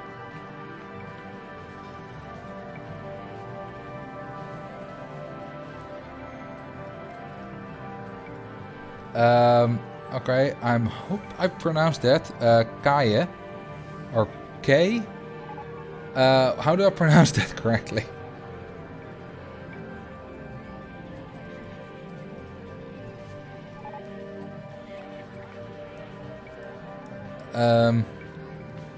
Alright, Kay. Well, here you go. Happy birthday, Kay. Hope there are many more years for you to come. There you go. Also, interesting thing, I've noticed it before. Notice that there are 2 helicopters leaving every time. Which is odd. I've seen that before, but that's not what's supposed to happen. That's interesting. Transcoding options are priority for partners, but can given to non-partners if there's bandwidth available. Ah, interesting. Ah, now I'm not the only one who wished her happy birthday. Half the chat is doing it as well.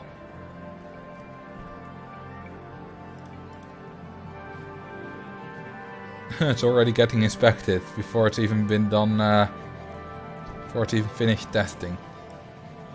I know it looks cool, too, at the same time, but it's weird.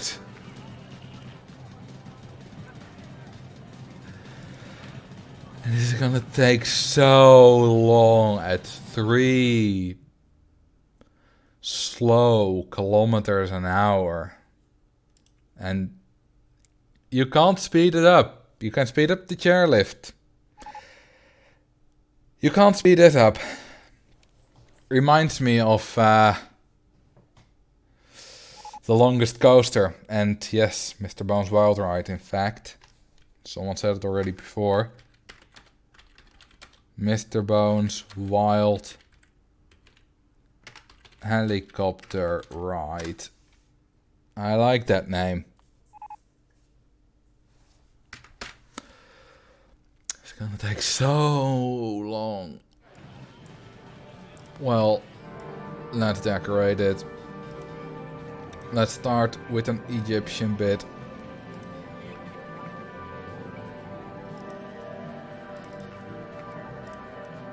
Deserty bit. I need to advertise some more.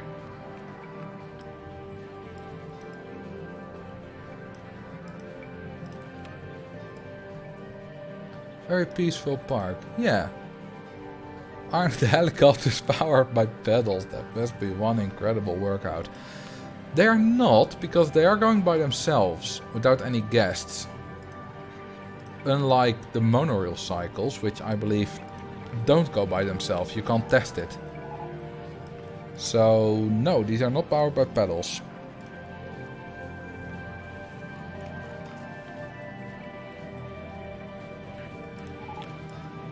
Alright, let's get the deserty bit.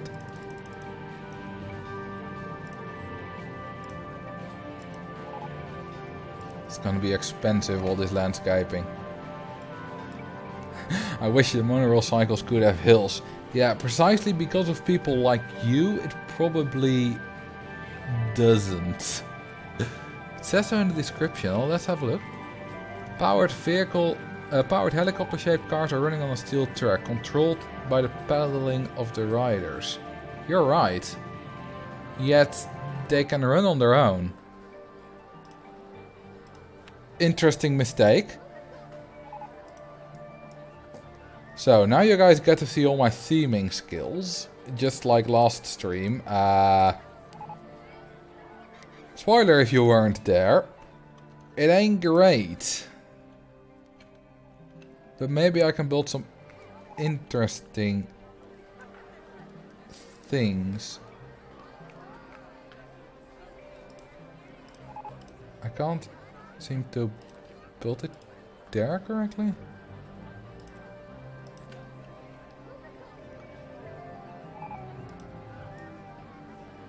Maybe a small oasis with cacti in the desert bit.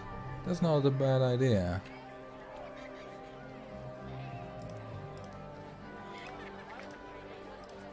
And this is more like modern art. Cactus juice. Eloquentia. Nothing's quenchier. It's the quenchiest. Friendly mushroom. Giant mushy friend. And other great quotes by Sokka.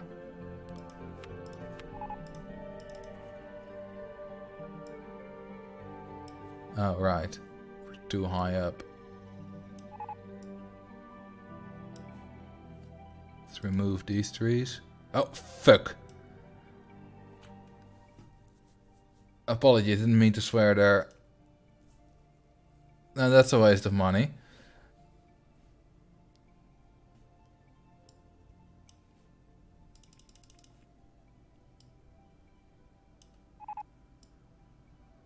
And I need to raise this all back up. I thought I had the scenery remover selected. But apparently I didn't.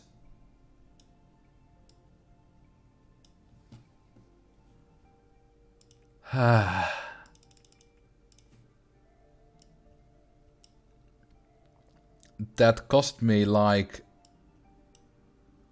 a lot of money.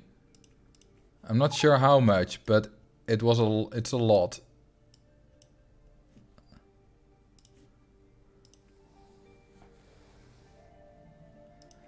How did we get out here in the middle of the ocean? Or another great one. Who lit Toph on fire?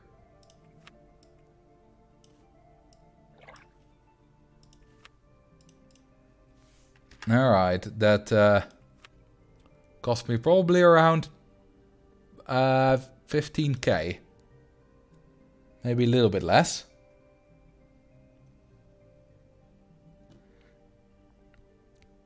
Could have put a pond there instead of moving it back. Yeah, but I didn't want to make a pond that big. Now some cacti and maybe some palms. We do have palms. This is the Misty Palms Oasis.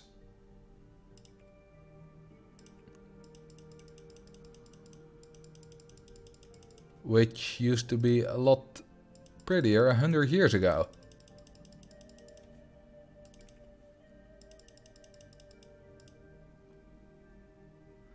It costed you about 14,000. How do you know? How did you keep track? Because that's impressive.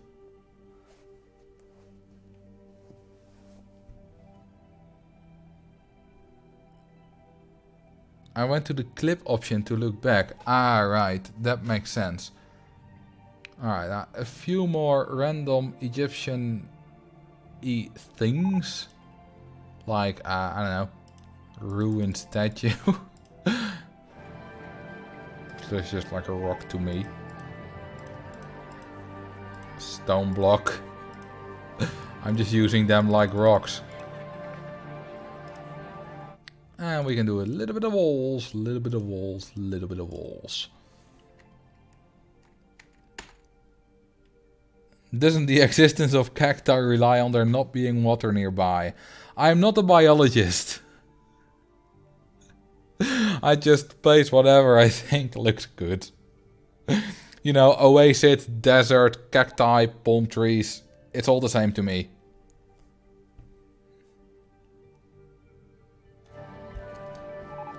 So, let's move on to the next themed area. Let's do a jungle. Gonna need this for that. Alright, I'm gonna get rid of this.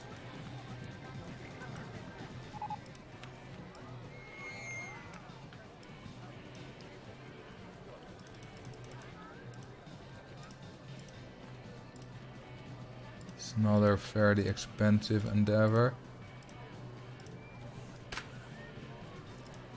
So, this is gonna be dense. And I'm too lazy to place all these trees manually.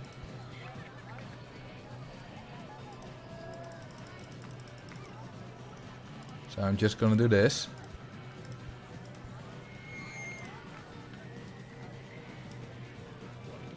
Then I'm gonna place these manually because I want different colors.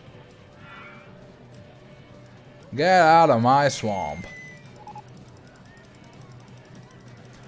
Shrek was such a great set of movies. Except the third. Shrek the third shouldn't be considered canon.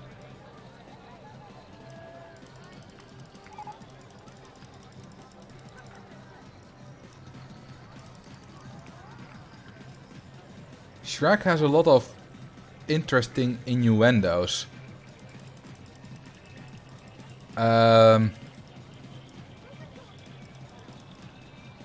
For example, at some point when Farquaad is lying in bed, not long before Shrek and Fiona arrive back at the castle, he is asking the mirror to show him Fiona again.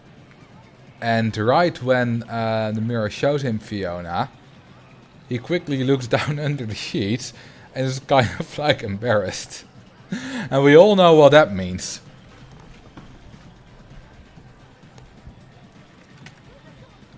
And it's really quick, so you might not notice it, but it is there. Ooh, I forgot these plants.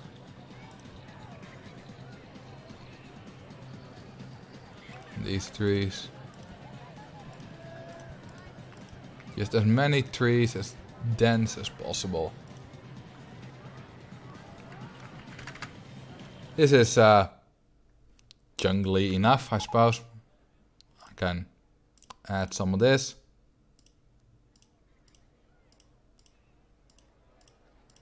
You know, a little bit of a thing with a roof. Whoops. Need to be one higher. Hang on, I can't see. Let me just do this. Cutaway view, select area. That's better.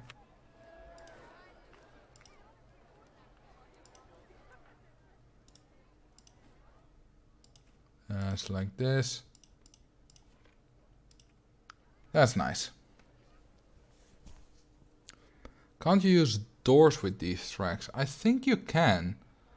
Yeah, I can place them on there. So, yeah.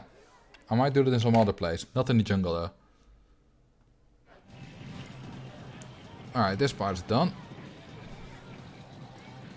Ooh, we're getting lag again. Also, that might also partly be because we have 5,500 guests.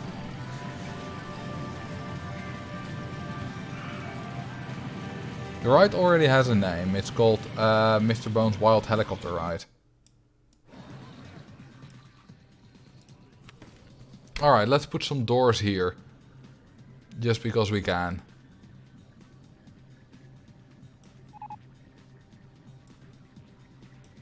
Let's give them some wacky colors.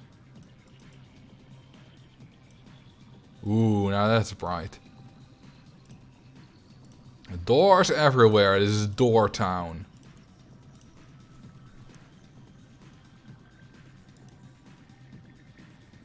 It might also be another sort of memory leak like I had before. When I had lag with just like 2k guests, and then I restarted the game and it was all fine. So I might restart it again soon.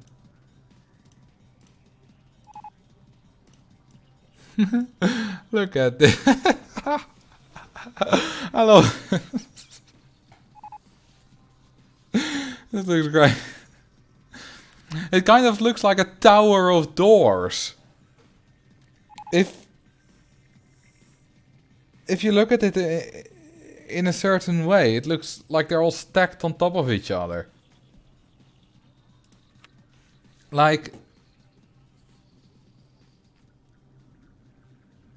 if I do this and then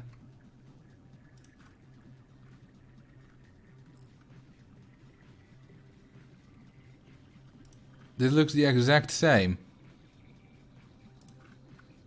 It's in the wrong position. But you get what I mean. Obviously it's different from this side. This looks very different. Let's get rid of these. Does the ride have stats yet? Let's take a look, shall we? No! Where is card number 1? Oh, it's very close to the finish actually.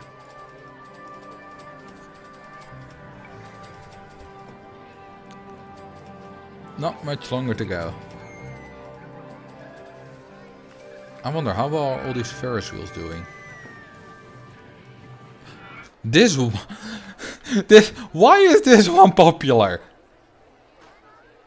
Why? Why is this one better than all the other ones? Oh no! It's finally happened. A launched freefall has crashed and 8 people have died.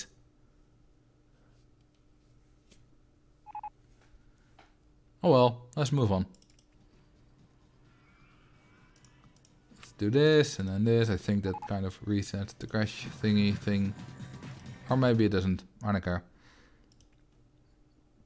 The reason why it only crashed just now and it was fine for so long is that it crashed on a load of some particularly heavy guests. So only the heaviest guests will die on this.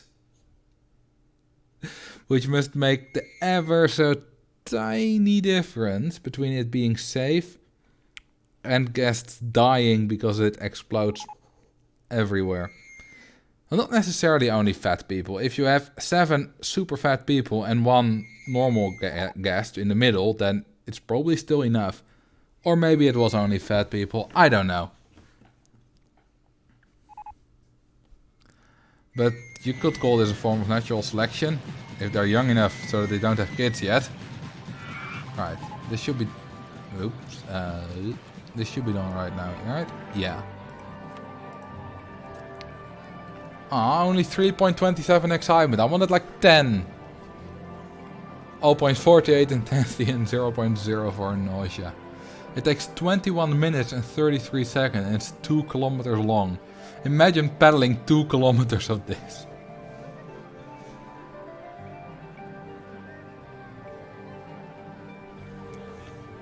The most exciting helicopter ride in the world. I imagine that if we power it a bit, it's even more exciting.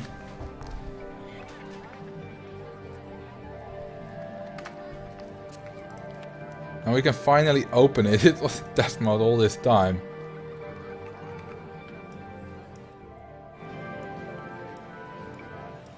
Alright, the jungle is done. Which looks jungly. Door hell is done. I'm not sure I want to do anything with this. Although I could do it a bit icy, but then it's really small. You know, I'm just gonna make it a bit rocky at the top. Icy mountain, yeah, but then I need to make a big mountain and it's expensive. And I only have 17k. I'm gonna do the ice on more flat ground. I'll just keep, you know, make this a bit rocky and maybe put some shrubs.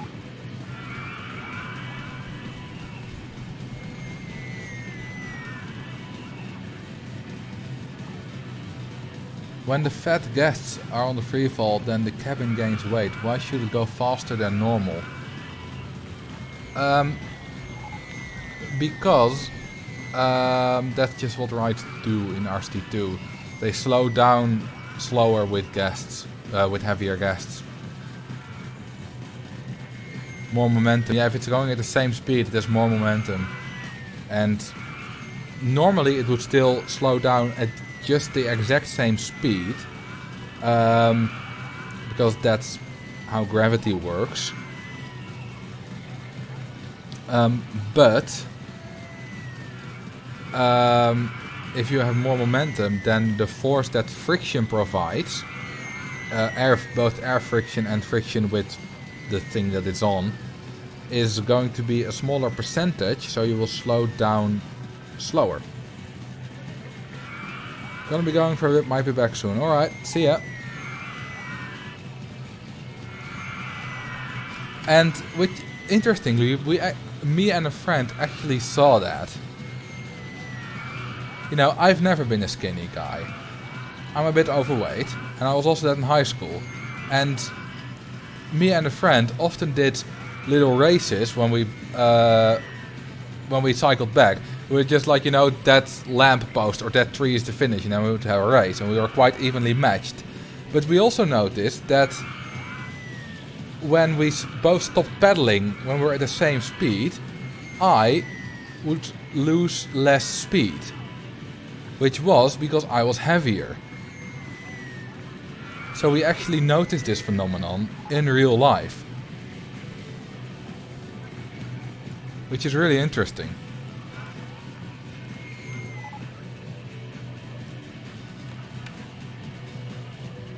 Alright, let's make this the icy bit.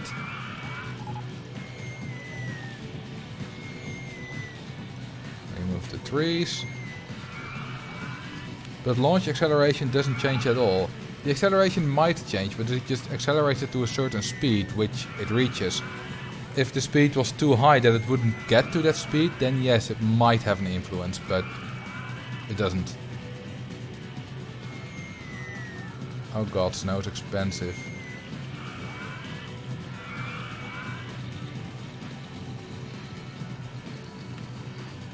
Ooh, this is all still very bright. I don't have an ice theme. Why didn't I look at that? Alright, screw it, I'm gonna cheat it in. I want an ice theme.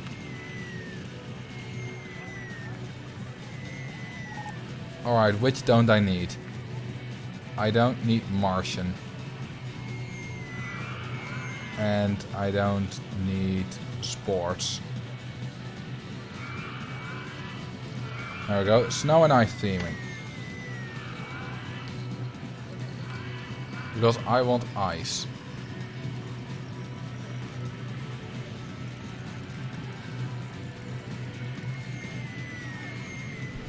Improvise? Nah, I don't improvise, I just cheat. Let's make an ice tunnel. Nice and cold. Finally got a live stream. Good to have you here, Dip the Legend. You're an absolute legend for being here.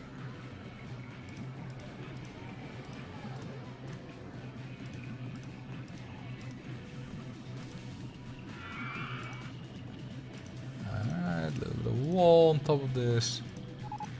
And then a roof. I actually don't need this here. Like that. Perfect.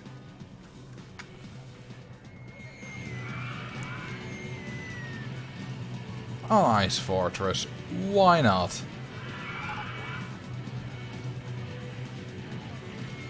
This is not realistic, but it doesn't matter. It's our imagination. Put a what? A portcullis?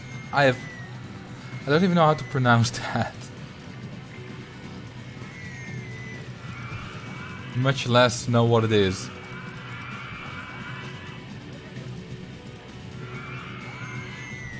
Like a round window. This already has a lot of round windows.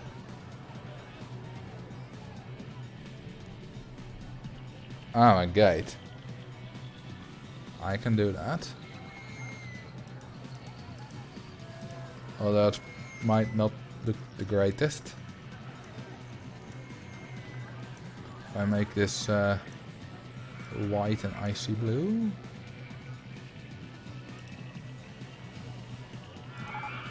Good enough. This looks good enough. That's the best I can do. Because there are not any vertical gates that you can use on the tracks in the game. So, this is all I have. Alright, let's add a little pond. Whoops.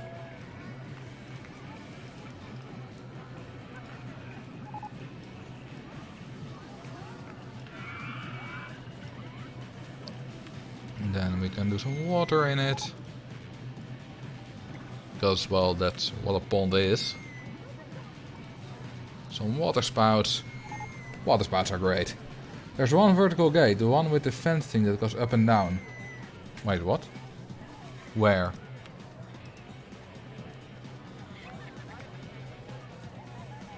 Where is that? Is that medieval iron gate that is lowered? I don't have the medieval theming. I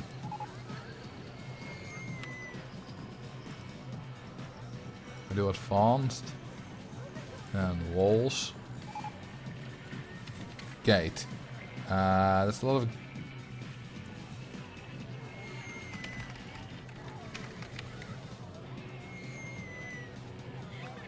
Does anyone know what it's called so that I can add it?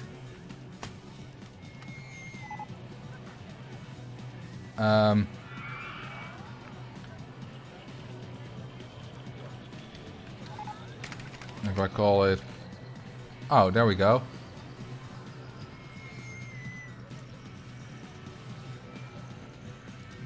Hang on. Let me try that.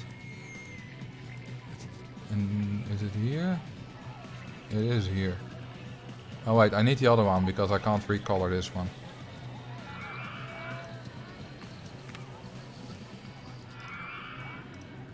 The reason I'm not adding the whole medieval theme is because it's quite large. And I don't want to add a lot of objects that I don't use, in case I want to add some more different ones. Okay, does it actually go up? It does, that's amazing. Just look at that.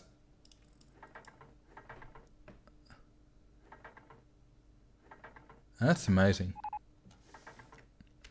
How do you get so many guests? Advertising, my friend. Never stop advertising.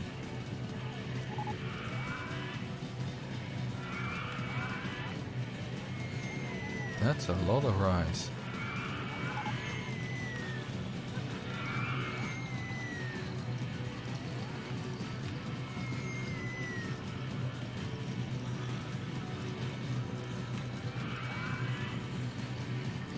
There we go.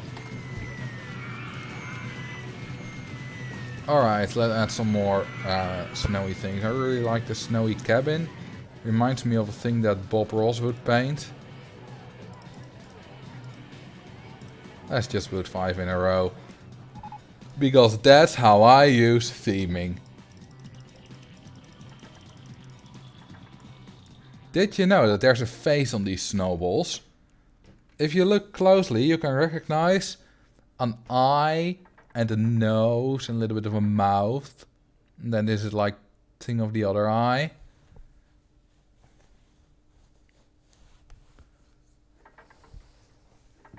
Did you guys ever notice that?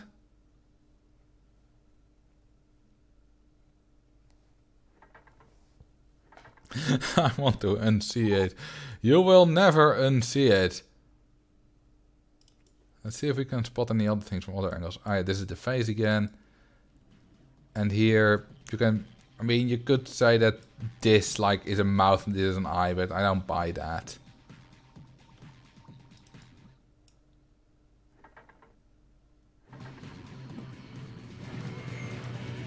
Alright, Winter Wonderland is done.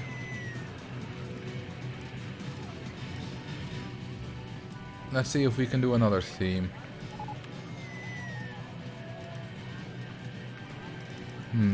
This may not be a theme, but I still want it. Right at the end.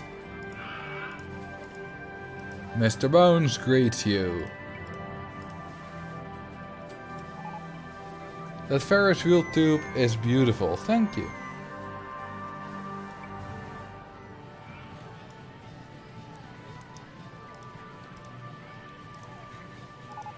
Alright, ooh, let's do Dino Park. I think we need dirt for this.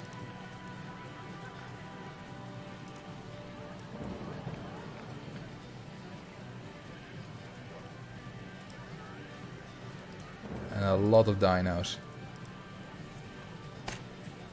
Welcome to Jurassic Helicopter.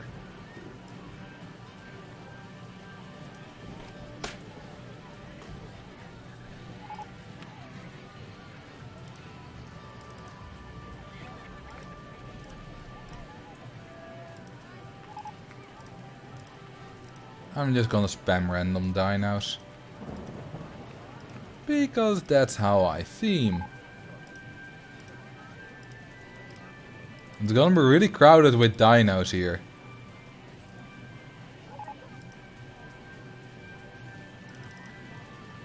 This is just a dino party. Look, these two are attacking. Or the green one is kissing the brown one on the cheek. It's another way to see it.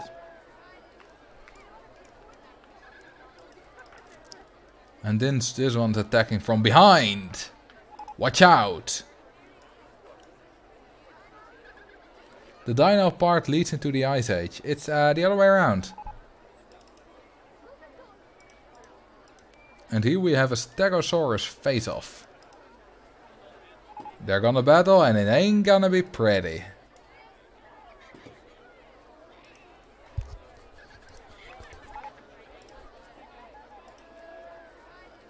Once you're done theming, you should save this ride with scenery.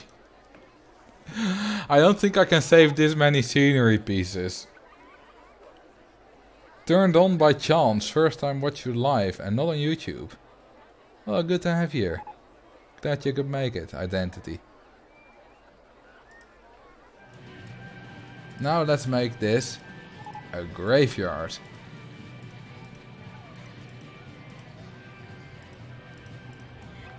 Because what's better than a dino party? A dino party in a dino graveyard.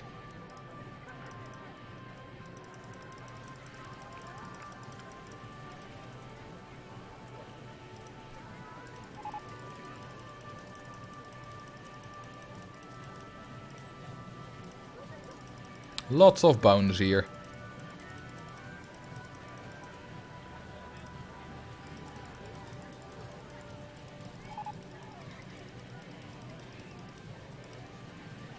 There we go.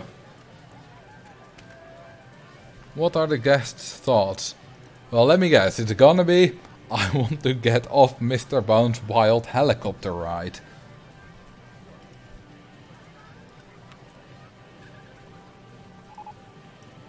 What a surprise! I was right. No one saw that coming. Absolutely no one.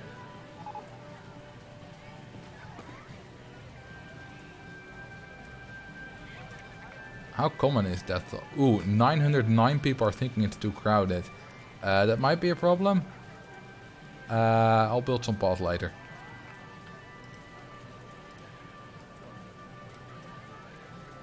Isn't that right, guest powered? Well, the description says so.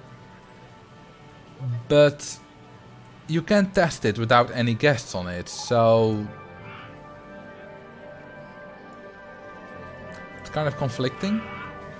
Right, I think this is themed enough now. We have 4.5 themed areas. Depends on if you want to count the doors. So let's... what would happen if I just selected this and did save track time of scenery and then select nearby scenery.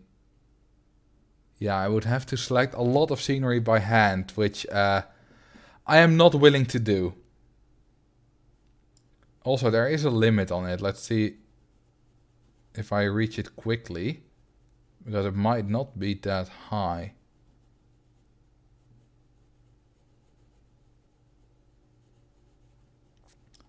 Also, saving this with scenery would be absolutely useless. At least you can drag now in OpenRCT2. I don't think you can do that in the original. Looks like you can save quite a lot with it. Oh well. Not gonna do that. Let's build some extra paths because we definitely need it. Look at this.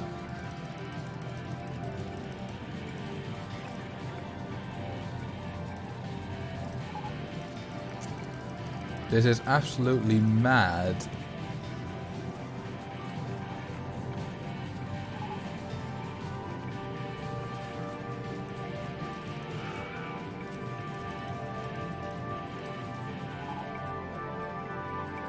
Also, the lag is quite heavy.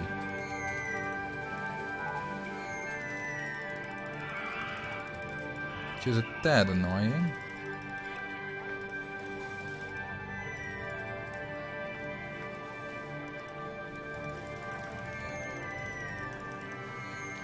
But then again, what do you want with more than 6,000 guests?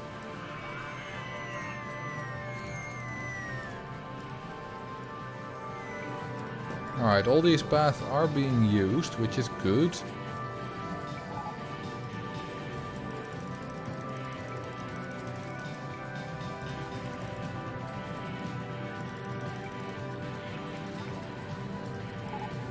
Just path everywhere.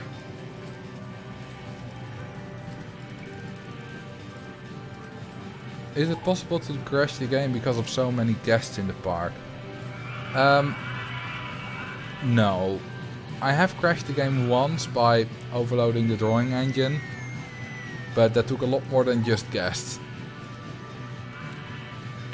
So I also had the idea, because the developers are working on the custom save file format, which means that they can, once that's finished, they can increase the limits, which also means the sprite limit, aka the guest limit.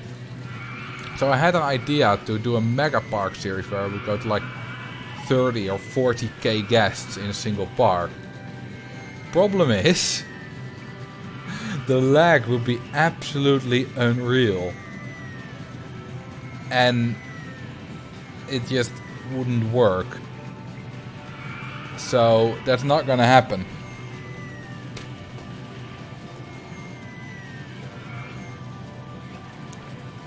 Alright, let's I'm gonna fix some path issues because I saw quite a few vandalized things. Let's see. I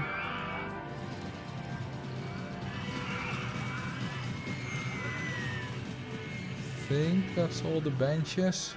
Yeah, that's now the bins.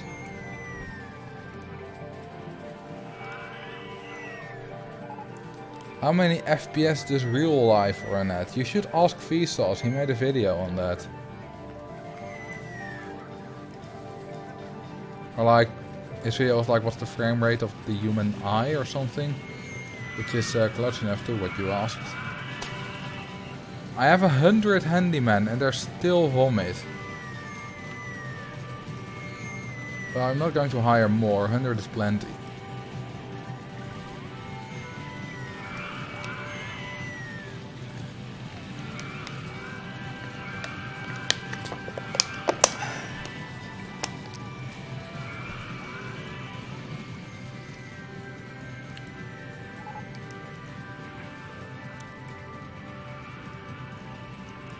I like this park. It's nice and we have some real nice things. My favorite is, I think, the helicopter ride.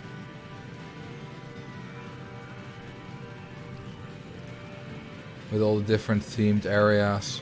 It's huge. So how many guests do we have complaining about overcrowding now? Less than 500. We've almost halved it. With just a few extra paths. Alright, it's really busy here. So what I'm going to do is I'm going to place fences.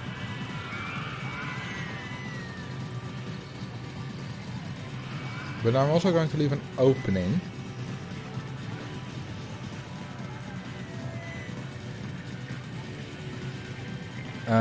Let's zoom in a bit. Let's make the opening there.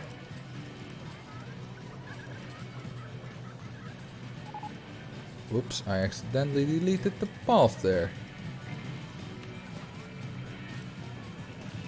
And then let's do the same here and here.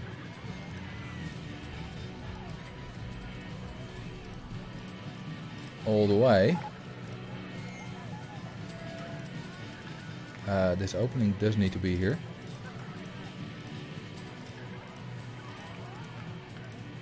And here as well.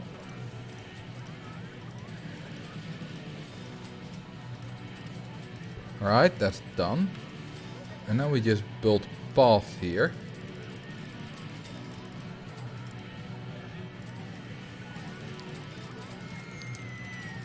Just like that. And that, ladies and gentlemen, is how you build double path correctly. So that guests don't get lost on it. They might not use the entire... They might not spread out on it equally. But it's still better than just having it 4 wide. Because then this happens. They don't really use one side at all. And this is only 2 wide.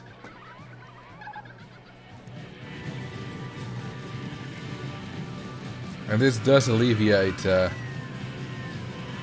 weight of the traffic that the path has to carry. And it also kind of looks cool, you know?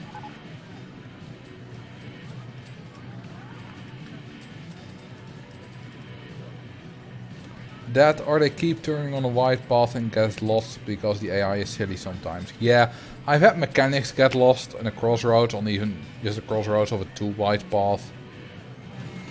Which wasn't fun. Looks like city traffic. Yeah.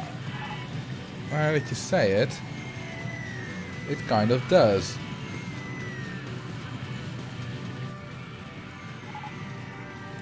I must say, this is one of my favorite Amity Airfields that I've done.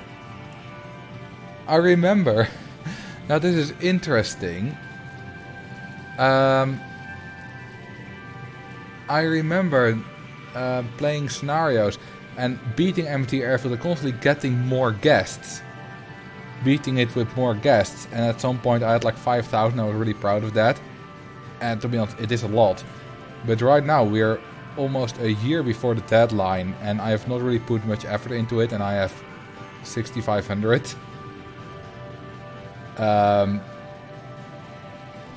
So that shows just how far I've come.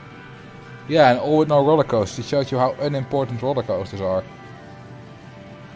You know what I'll do? Because I think this park is kind of finished now. So... Wait, is it the wrong panel? Oh, before we do that... Some fat guests just died again. Is it? I think it's the same one as well.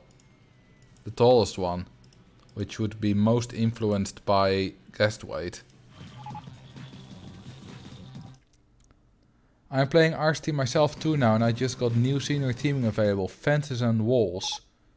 And walls and roofs. That's weird.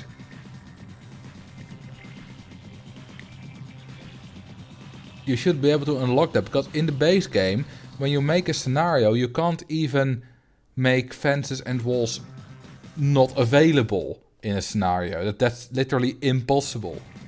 It might be though that in the research queue you might be able to make it not researched at the start, but that sounds weird to me. So I think this park is pretty much done by now. We're at the end of year 3 and to be honest I don't really want to build another year in this. So we need the options panel. Let's turn on early completion again. Let's do it on the 31st so that we complete it right after, you know, exactly a year early. And we're not done with the stream yet, because then I'm going to show you the progression of my Amity Airfields, which is probably interesting.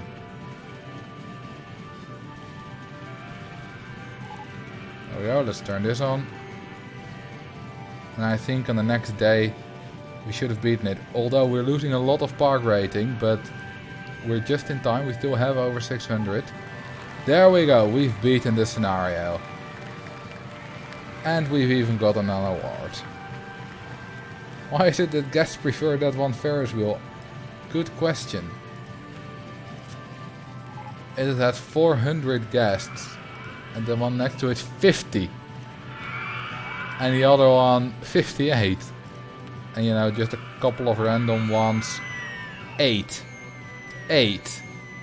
24. Why is this one popular? They prefer green.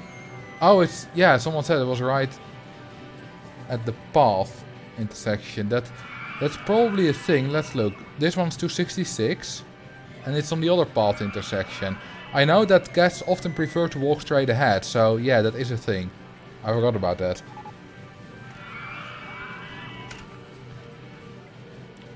Alright.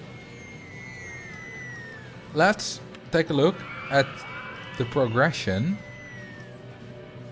of my Amity Airfields.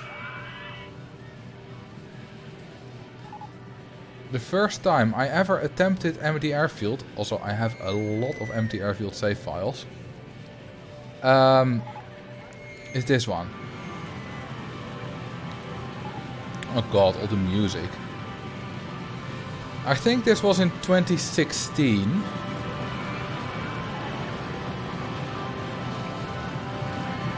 And as you can see, my pathing is not the greatest.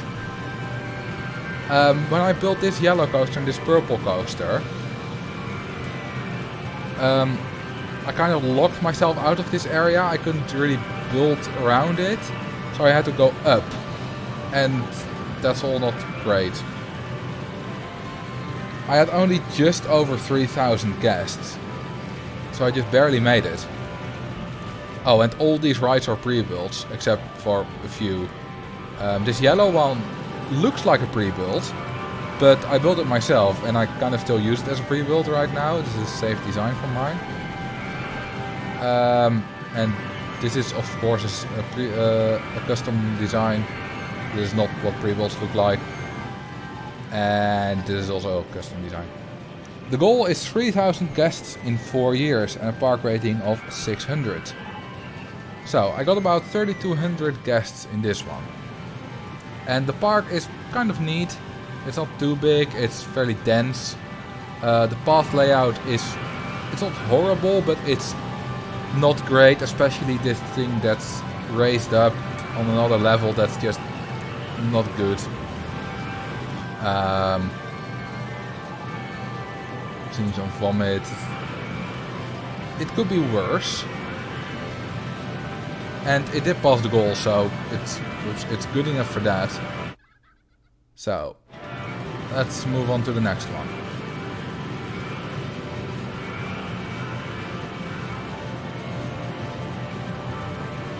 Amity Airfield 2. Which is a lot bigger. And I got 5,500 guests. And the lag is real, and you might notice a lot of blue spots. Those are all flying saucers. And yeah, much more flatter. I just spammed a lot of rides. This scenario is a really good example of how I built my path. Because I start out with just, you know, some little things. And I just built circle on circle on circle. If you look at just the path, it's all circles back. It all circles back to itself. And that's how I built. I built a couple of these rides and a coaster, and then I built paths around it, and now I built flat routes in the space that I still have left. And that way it gets very dense. Guests don't get lost. And it just works. A couple of custom designs here. Also, this is one that I saved, I think. I didn't build this in this scenario, but it still is a design that I built. This blue one as well, this light blue one. It's one that I made. This one obviously as well, but I used this one as a pre-build. And this one I use as a pre-build for the Forest coaster. And I remember that this scenario is the first scenario where I built this exact design.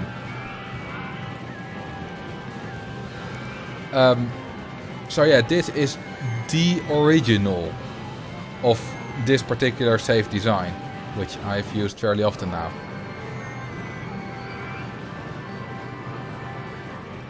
Let's see, are there any other custom coasters? Well, there's this big one at the back. Is this a custom? Probably, because it has a name, laydown coaster too. So it's probably a custom one. Sort of fairly big for a non-custom one. Oh yeah, this one is one I use. This is like, I think this is 10 or 11 by 12. And it's really compact. And I like it. I built this one in scenario called Future World, I think, for the first time, and I've used it fairly often in scenarios. Just a nice compact design. Another cacophony of music. Alright, let's move on to the third one, where it gets really serious.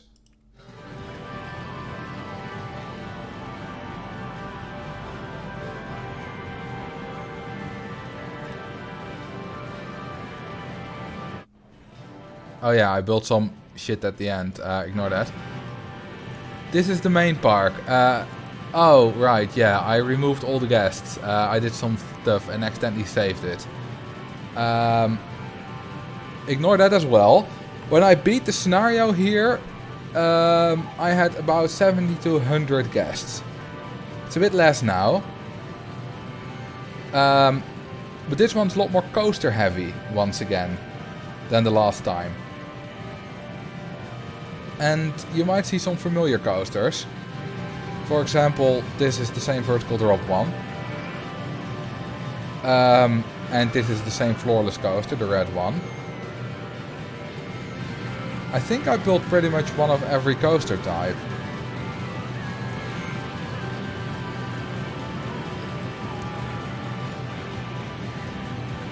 Yeah. Still some pre-builds. Alright, this is the same yellow one from the first Amity Airfield. Which I rebuilt again. This was one of the first coasters I built in this park, I remember. I just expanded to the side. You might also notice that I'm using a different kind of path. There was a phase that I had where I pretty much only used either the brown or the black ash footpath. Or I suppose this is dirt and the black one is ash. I only use those two because especially the queue lines and the path as well are less bulky, so it looks smaller. I think that's why. Nowadays I generally use the path that's like that the entrance uses in the scenario, so it depends. But if you replace this all, especially in really dense parks, with a queue line like this, it does look bulkier. And if you also use this path, it's just slightly larger, and it just looks a bit bulkier, which is apparently at that time what I disliked. Nowadays, like I said, I don't really care anymore. So, I told you to ignore this at the start. This is where I experimented for my 4th Amity Airfield. But before we take a look at that, let's take a look at an Amity Airfield that some other guy made. That I probably have. Let's see if I can pick out the name. It's probably this one. Yeah. So, it's the 28th of August, year 3. And there are 8,911 guests in the park. I did not make this. This was made by some guy on Reddit. And I first didn't believe it was legitimate because it was so incredibly better than anything I had done on Amity Airfield. And I was arrogant enough to think that I was the best. Turned out I was wrong and it was legitimate. I gave him gold for that on Reddit after I was proven wrong. These are also the pyramids that I mentioned before, that some guy built on Amity Airfield. I still don't know why he did that.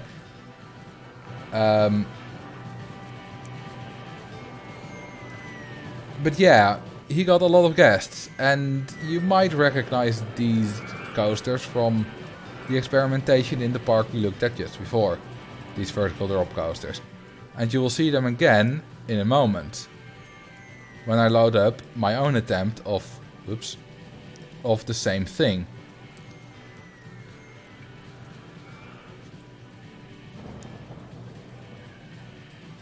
Which is Amity Airfield 4. It's the 9th of August, year 3, and I have 8,708 guests. And I have hit the sprite limit. And the park is even smaller.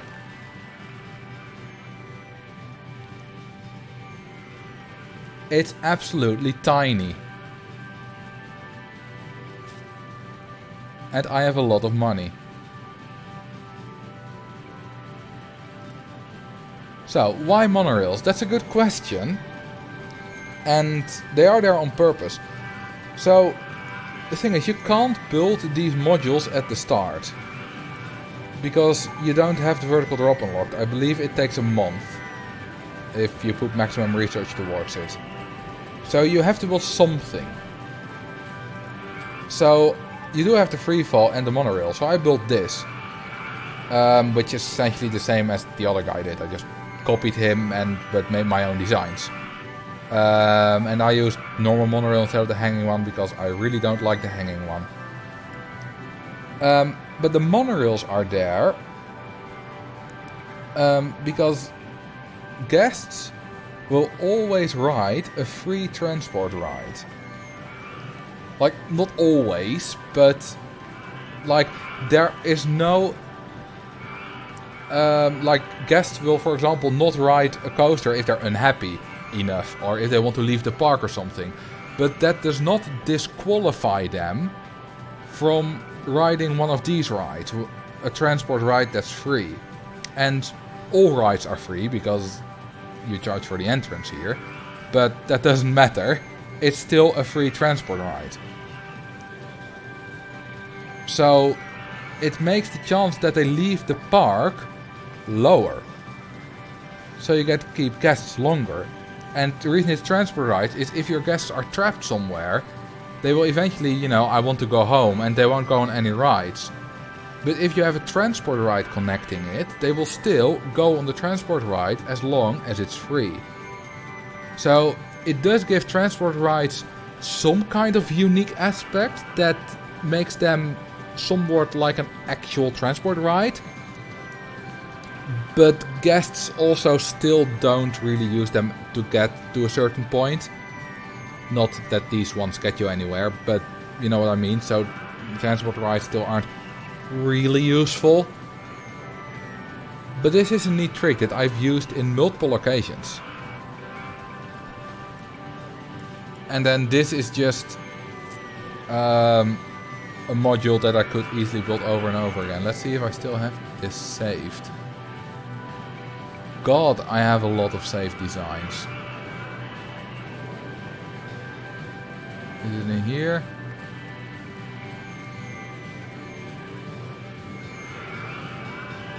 I don't think so.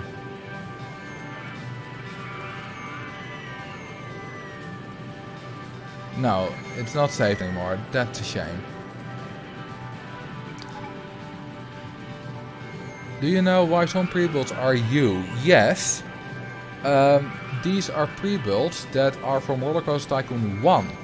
And they are user, hence the U, probably I think, created coasters. And they were included in the deluxe version. And they are often, as you can see here, quite weird. We'll take a look at these later, once we're in a park without this much lag. Let's first take a look at some more Amity Airfields. Because I have a lot more. What's this? Oh, this is the same thing with a different name.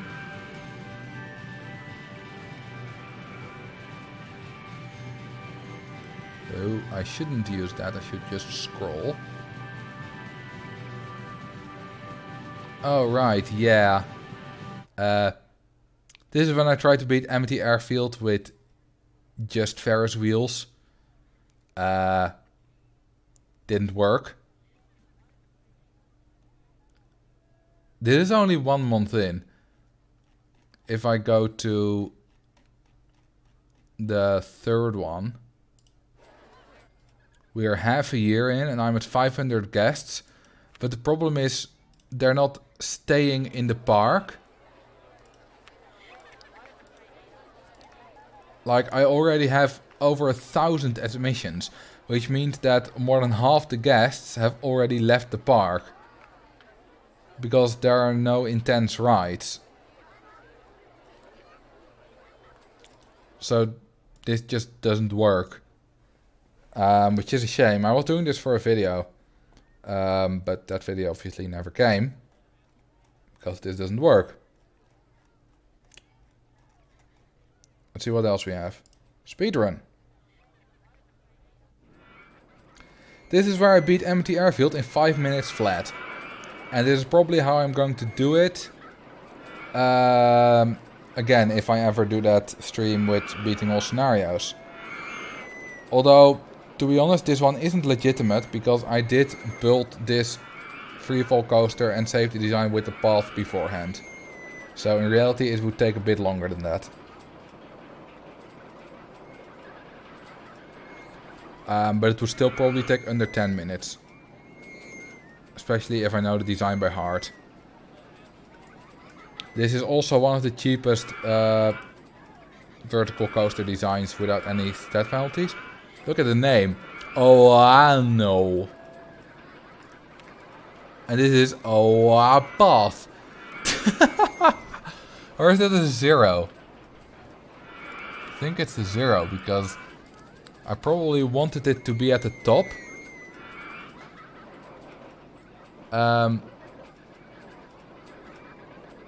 Oh, it has a different name now. But yeah, it's these two. One with path, one without path. Alright, what other Amity Airfields do I have? I wonder now. But I don't remember everything. Stream, alright. This was a previous Amity Airfield stream. Damn, this park is small. Are there any people here that watched this stream on YouTube Live, which is quite a while ago? I remember building this thing, this bobsleigh coaster. Or flying turns, and also the other ones. Yes, nice. Think I was there? Yeah, probably. You've been on a lot of my streams. Alright, what other Amity Airfields do we have? 5. This was testing for the speedrun. 6 is empty. 7 we already did. Alright, this was my tutorial. Which is laggy as hell. I got 7,500 guests for the tutorial video that I did, which has over 200,000 views now. It's doing amazingly well. This is just a 5x5 grid of 12x12 squares, filled to the brim with coasters and flat rides. It's quite organized, and it just... if you just build like this, you can't not make it. During the tutorial, at some point, I built some stuff outside it, because I was done filling the squares and I had some time left. But eventually I removed that all, and it never made it into the final video, because I figured that it would look better if I just kept it neat like this. Although now I do notice that it's going outside of it a tiny bit here, which isn't great.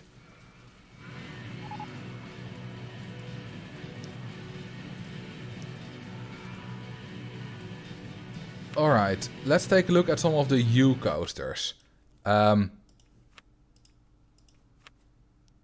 Because some of them are quite interesting. Let's turn on some music.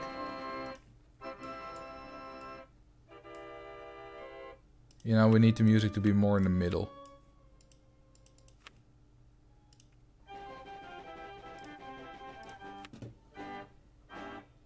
So.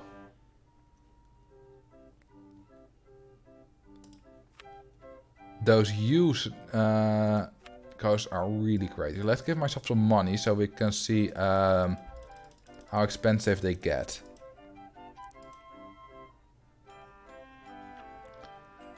Like, some are fairly normal. It's a big ride. But I believe the stats are good. Yeah, 784. You know, normal ride. But then if we go down, we get this monstrosity.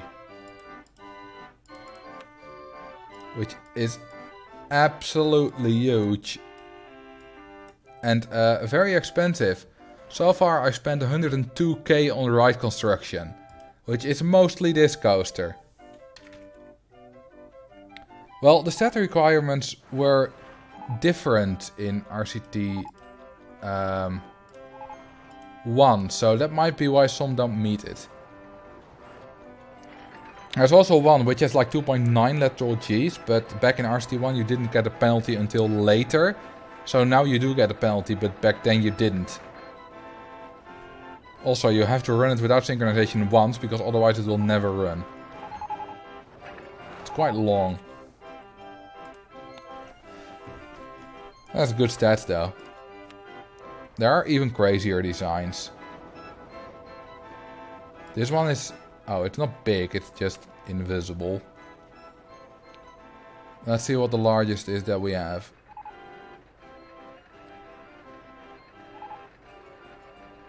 Some don't have a picture, which is annoying. I know there are some truly large coasters. I know the Twister coaster has some... ooh, there are so many! Just look at the spiral hell that this is.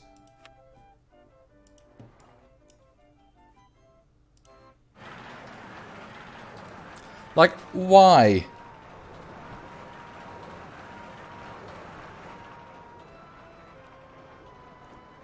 Please, why? Is it gonna crash? No, it's not. Ah, the merry-go-round broke down. Let's fix that.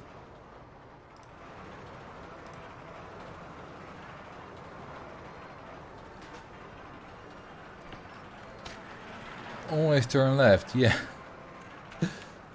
This must be incredibly nauseating.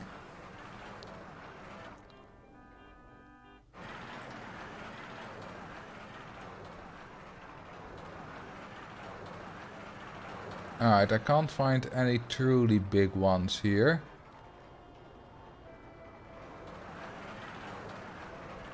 This one's the most expensive at 77k. So let's go to the junior coaster, because I know the junior coaster is an interesting one. Some designs can't be built anymore because the old vertical looping collision box was fixed as to prevent overlapping track. A few of your designs are victim of this. Alright. What's the laterals? Actually not that bad. It's 2.27. There's much worse because, well, they are banked. Hey, where are my U? Alright, they're on the still mini coaster. Hang on, let me unlock that.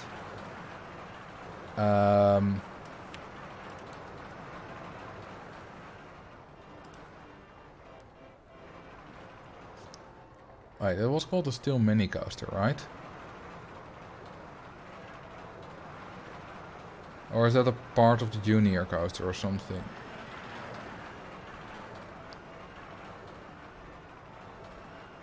Oh, classic mini coaster, thank you. I should really have that unlocked by default in my test park. There we go. This one's 15k. It's quite large, but it's really low to the ground. So it's not that bad.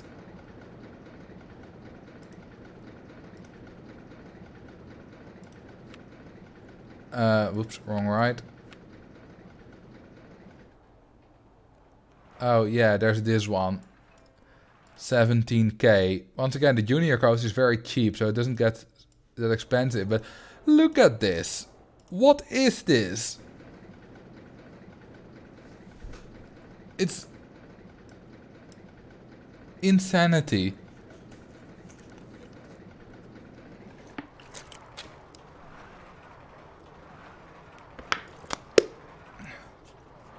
This must get boring after a while if you're on it.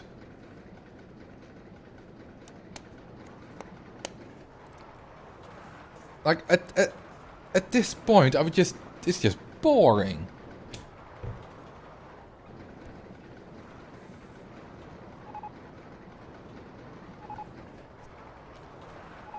And it's that's why still not done. We're going around again. It's impressive though. It's so long. It's more than 2.5 kilometers. And it only has 6 excitement. Takes almost 5 minutes. Alright, let's get to the big one, the Twister. 33k, 52k. Once again a jeweler.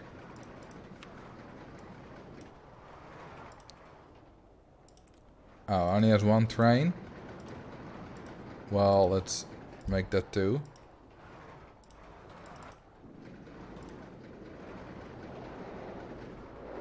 This is a cool coaster though. The colors, yeah, they're kind of bright.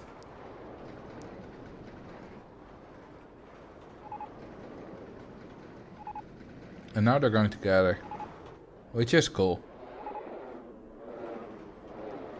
And it sounds cool.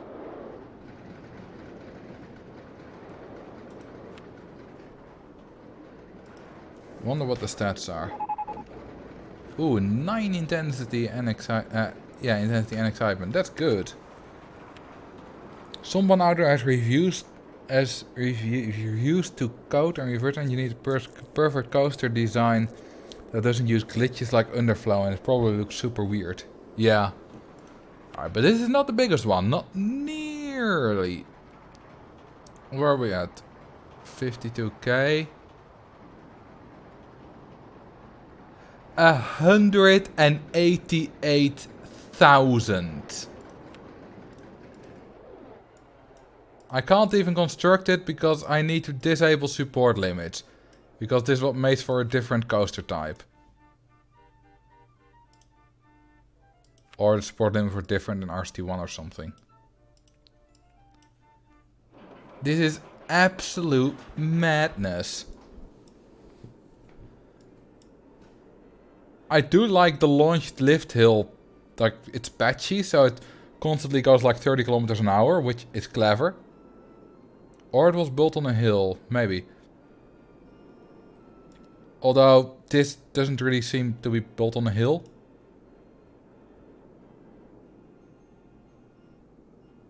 Now we have brakes here. There we go. Let's speed this up a bit, otherwise it will take forever. Just look at this. Corkscrews. This still takes forever.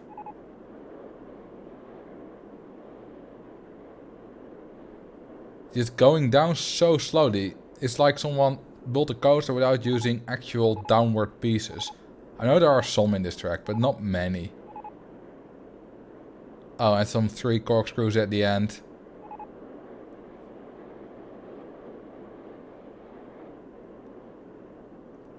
Like, damn. It's 5,800 meters. That's more than 3.5 miles. It takes 6.5 minutes.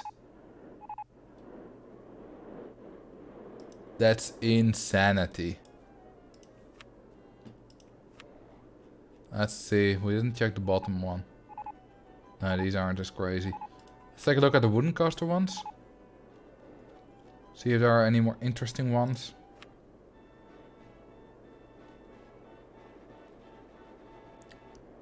You know, 30k is fairly expensive, but nothing too crazy.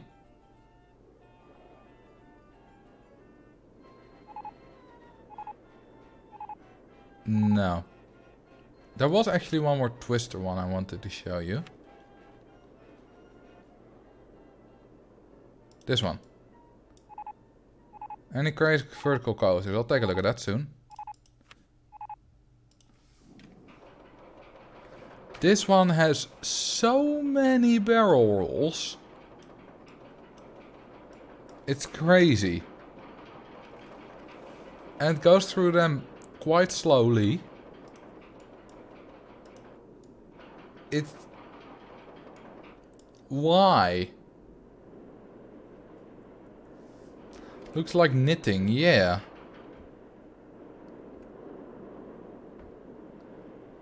It just why? It has 17 barrel rolls.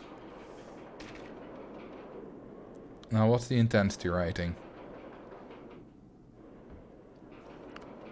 These were created by users, not Sawyer.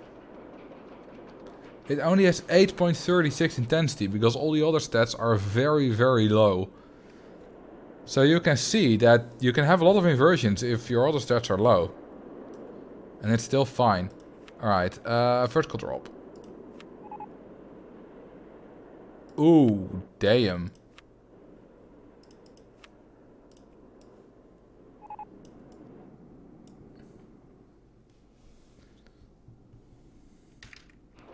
Speed this up a bit.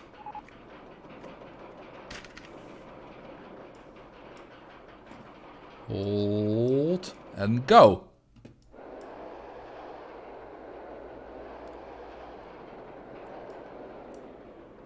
This is actually a pretty interesting coaster.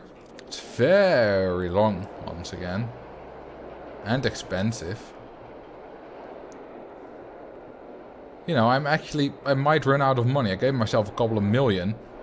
But I can only build like 9 more of these.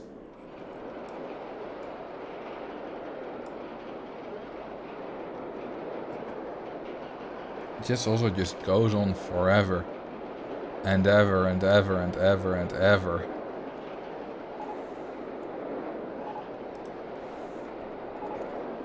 What are the stats? 8 intensity, almost 8 intense. Sorry, 8 excitement, almost 8 intensity. That's quite good. Let's look at the other ones.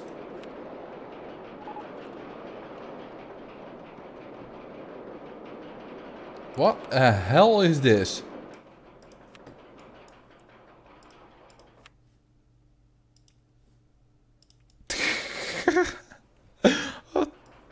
What? Why?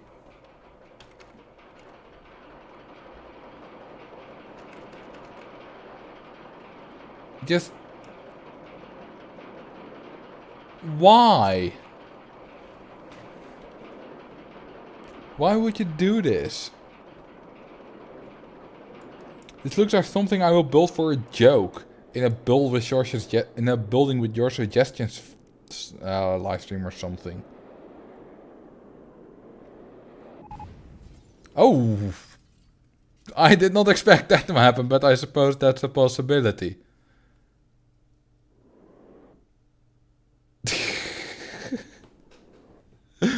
Well, this ride's a failure. Alright. Oh, there's one hardline design. Which is, well, boring, because all hardlines are boring. Although this one isn't particularly riveting. It's going really fast through these things though. Damn. And it suddenly stops. This thing is really good at braking the turnarounds. Any crazy multi-dimensional designs? I'll have a look.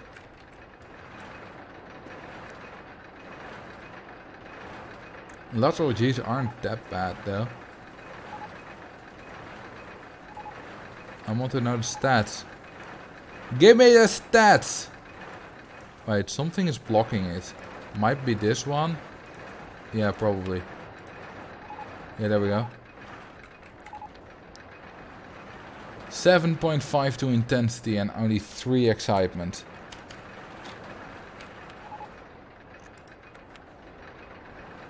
Nope. There aren't any multidimensional designs. Because I think the multidimensional has only been added in RCT2, not 1. Good to see you, guest 115. Ooh, bobsleigh. Do we have any crazy immense bobsleigh designs? This one's big, but not too big. Yeah, this one's the most expensive one. Ah, it's once again a jeweler. This is a 32k bobsleigh and I'm disappointed by it. Because it's not big enough. Stupid rain.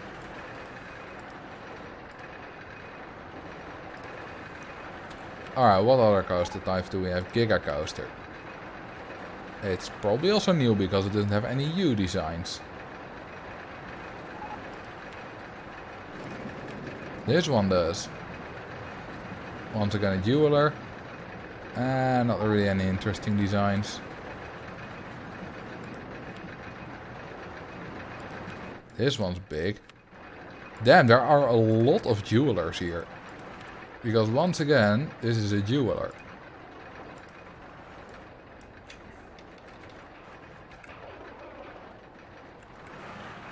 And it looks nice.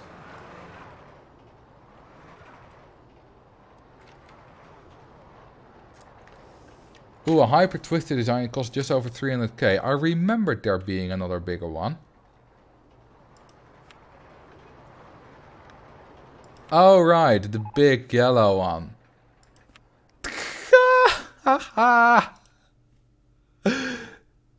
Look at this. Thank you for reminding me, Blazing Star. This is madness.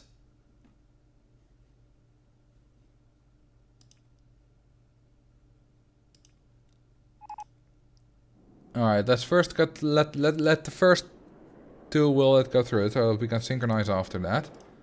So let's close it, let's look away and let's fast forward. There we go. Now we can see them going side by side.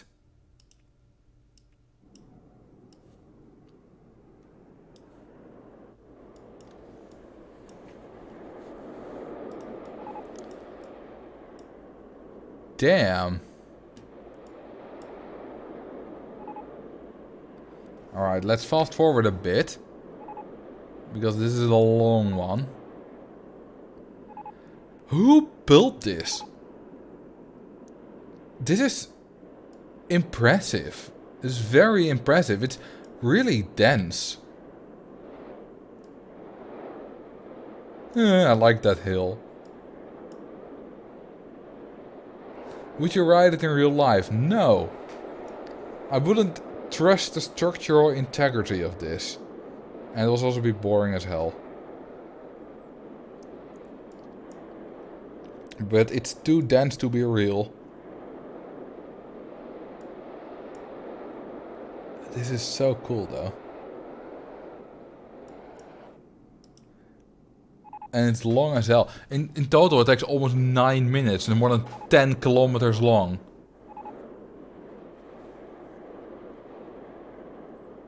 Probably over 10 excitement.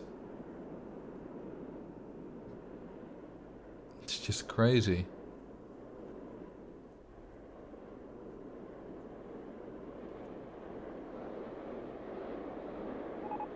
Yeah, 10.34 excitement and almost 10 intensity because it does have 36 drops, which is, I remind you, a lot.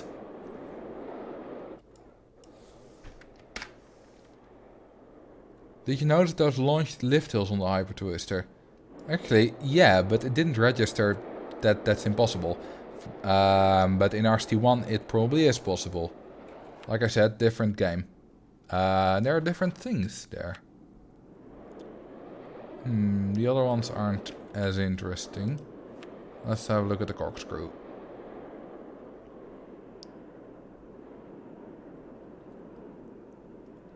This one's just a lot of loopings. Oh yeah, this is a weird one.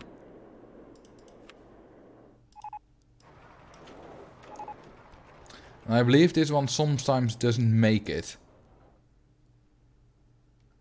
Yep, there you go. Just doesn't make it. But now it does!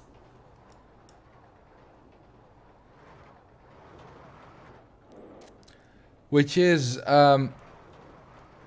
might seem weird, and it is weird. But that's because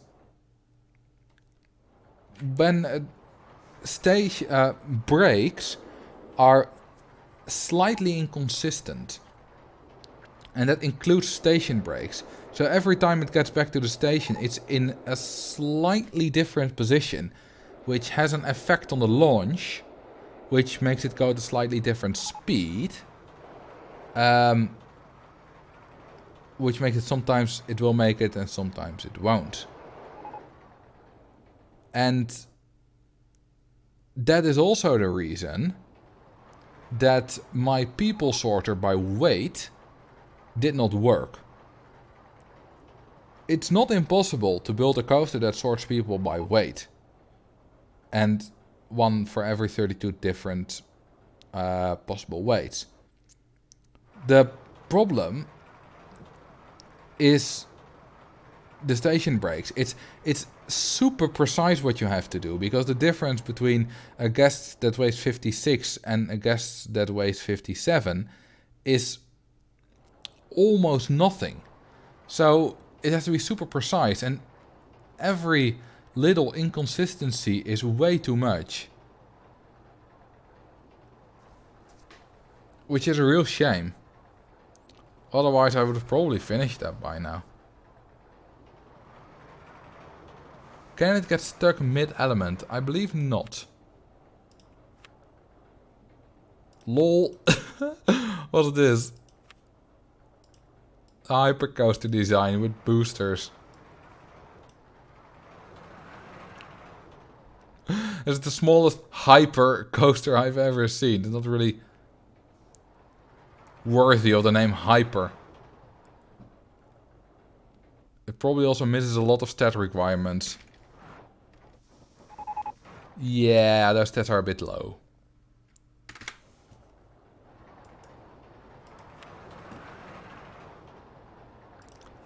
LIM coaster doesn't have any, it's probably new.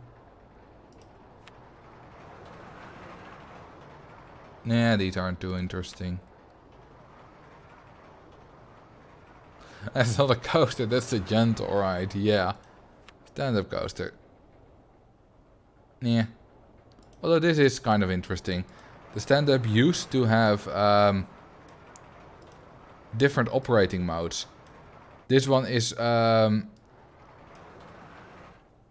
is reverse incline shuttle mode. Which it doesn't have anymore in RCT2, although OpenRCT2 recently added it back. It also has a launch mode in RCT1. And the inverted coaster also has a launch mode in RCT1. This is actually a really neat design. I love this.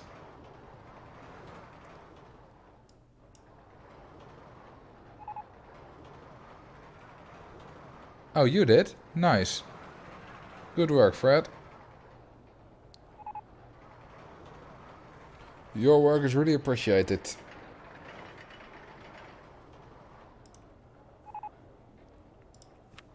So, in RCT1, they gave the inverted coaster a launch mode probably because of inverted impulse coasters.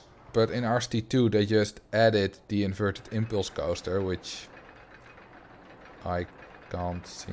Oh, this right next to it. Which made the launch mode on the inverted coaster kind of obsolete, which is why they removed it. The stand-up coaster has a nice track design. It does. It's really similar to the corkscrew coaster one and the hypercoaster one, which are the same. Yet the stand-up coaster is probably my favorite track design, while the corkscrew coaster is probably my least favorite track design. Even though they're so similar. And I don't know why.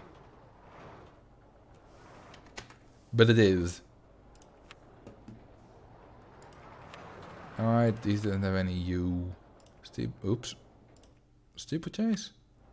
Just one. That's boring. Alright, good luck, Zork. I think it's about time I end the stream anyway. It's getting a bit late. So, this is what we've gotten up to. It's some crazy coasters and it's cost me a lot of money to build all of those. Probably close to $1 million. Isn't it the same track type? No, it's not. It's slightly different. So, I want to thank you all for watching. Let's go back to the music.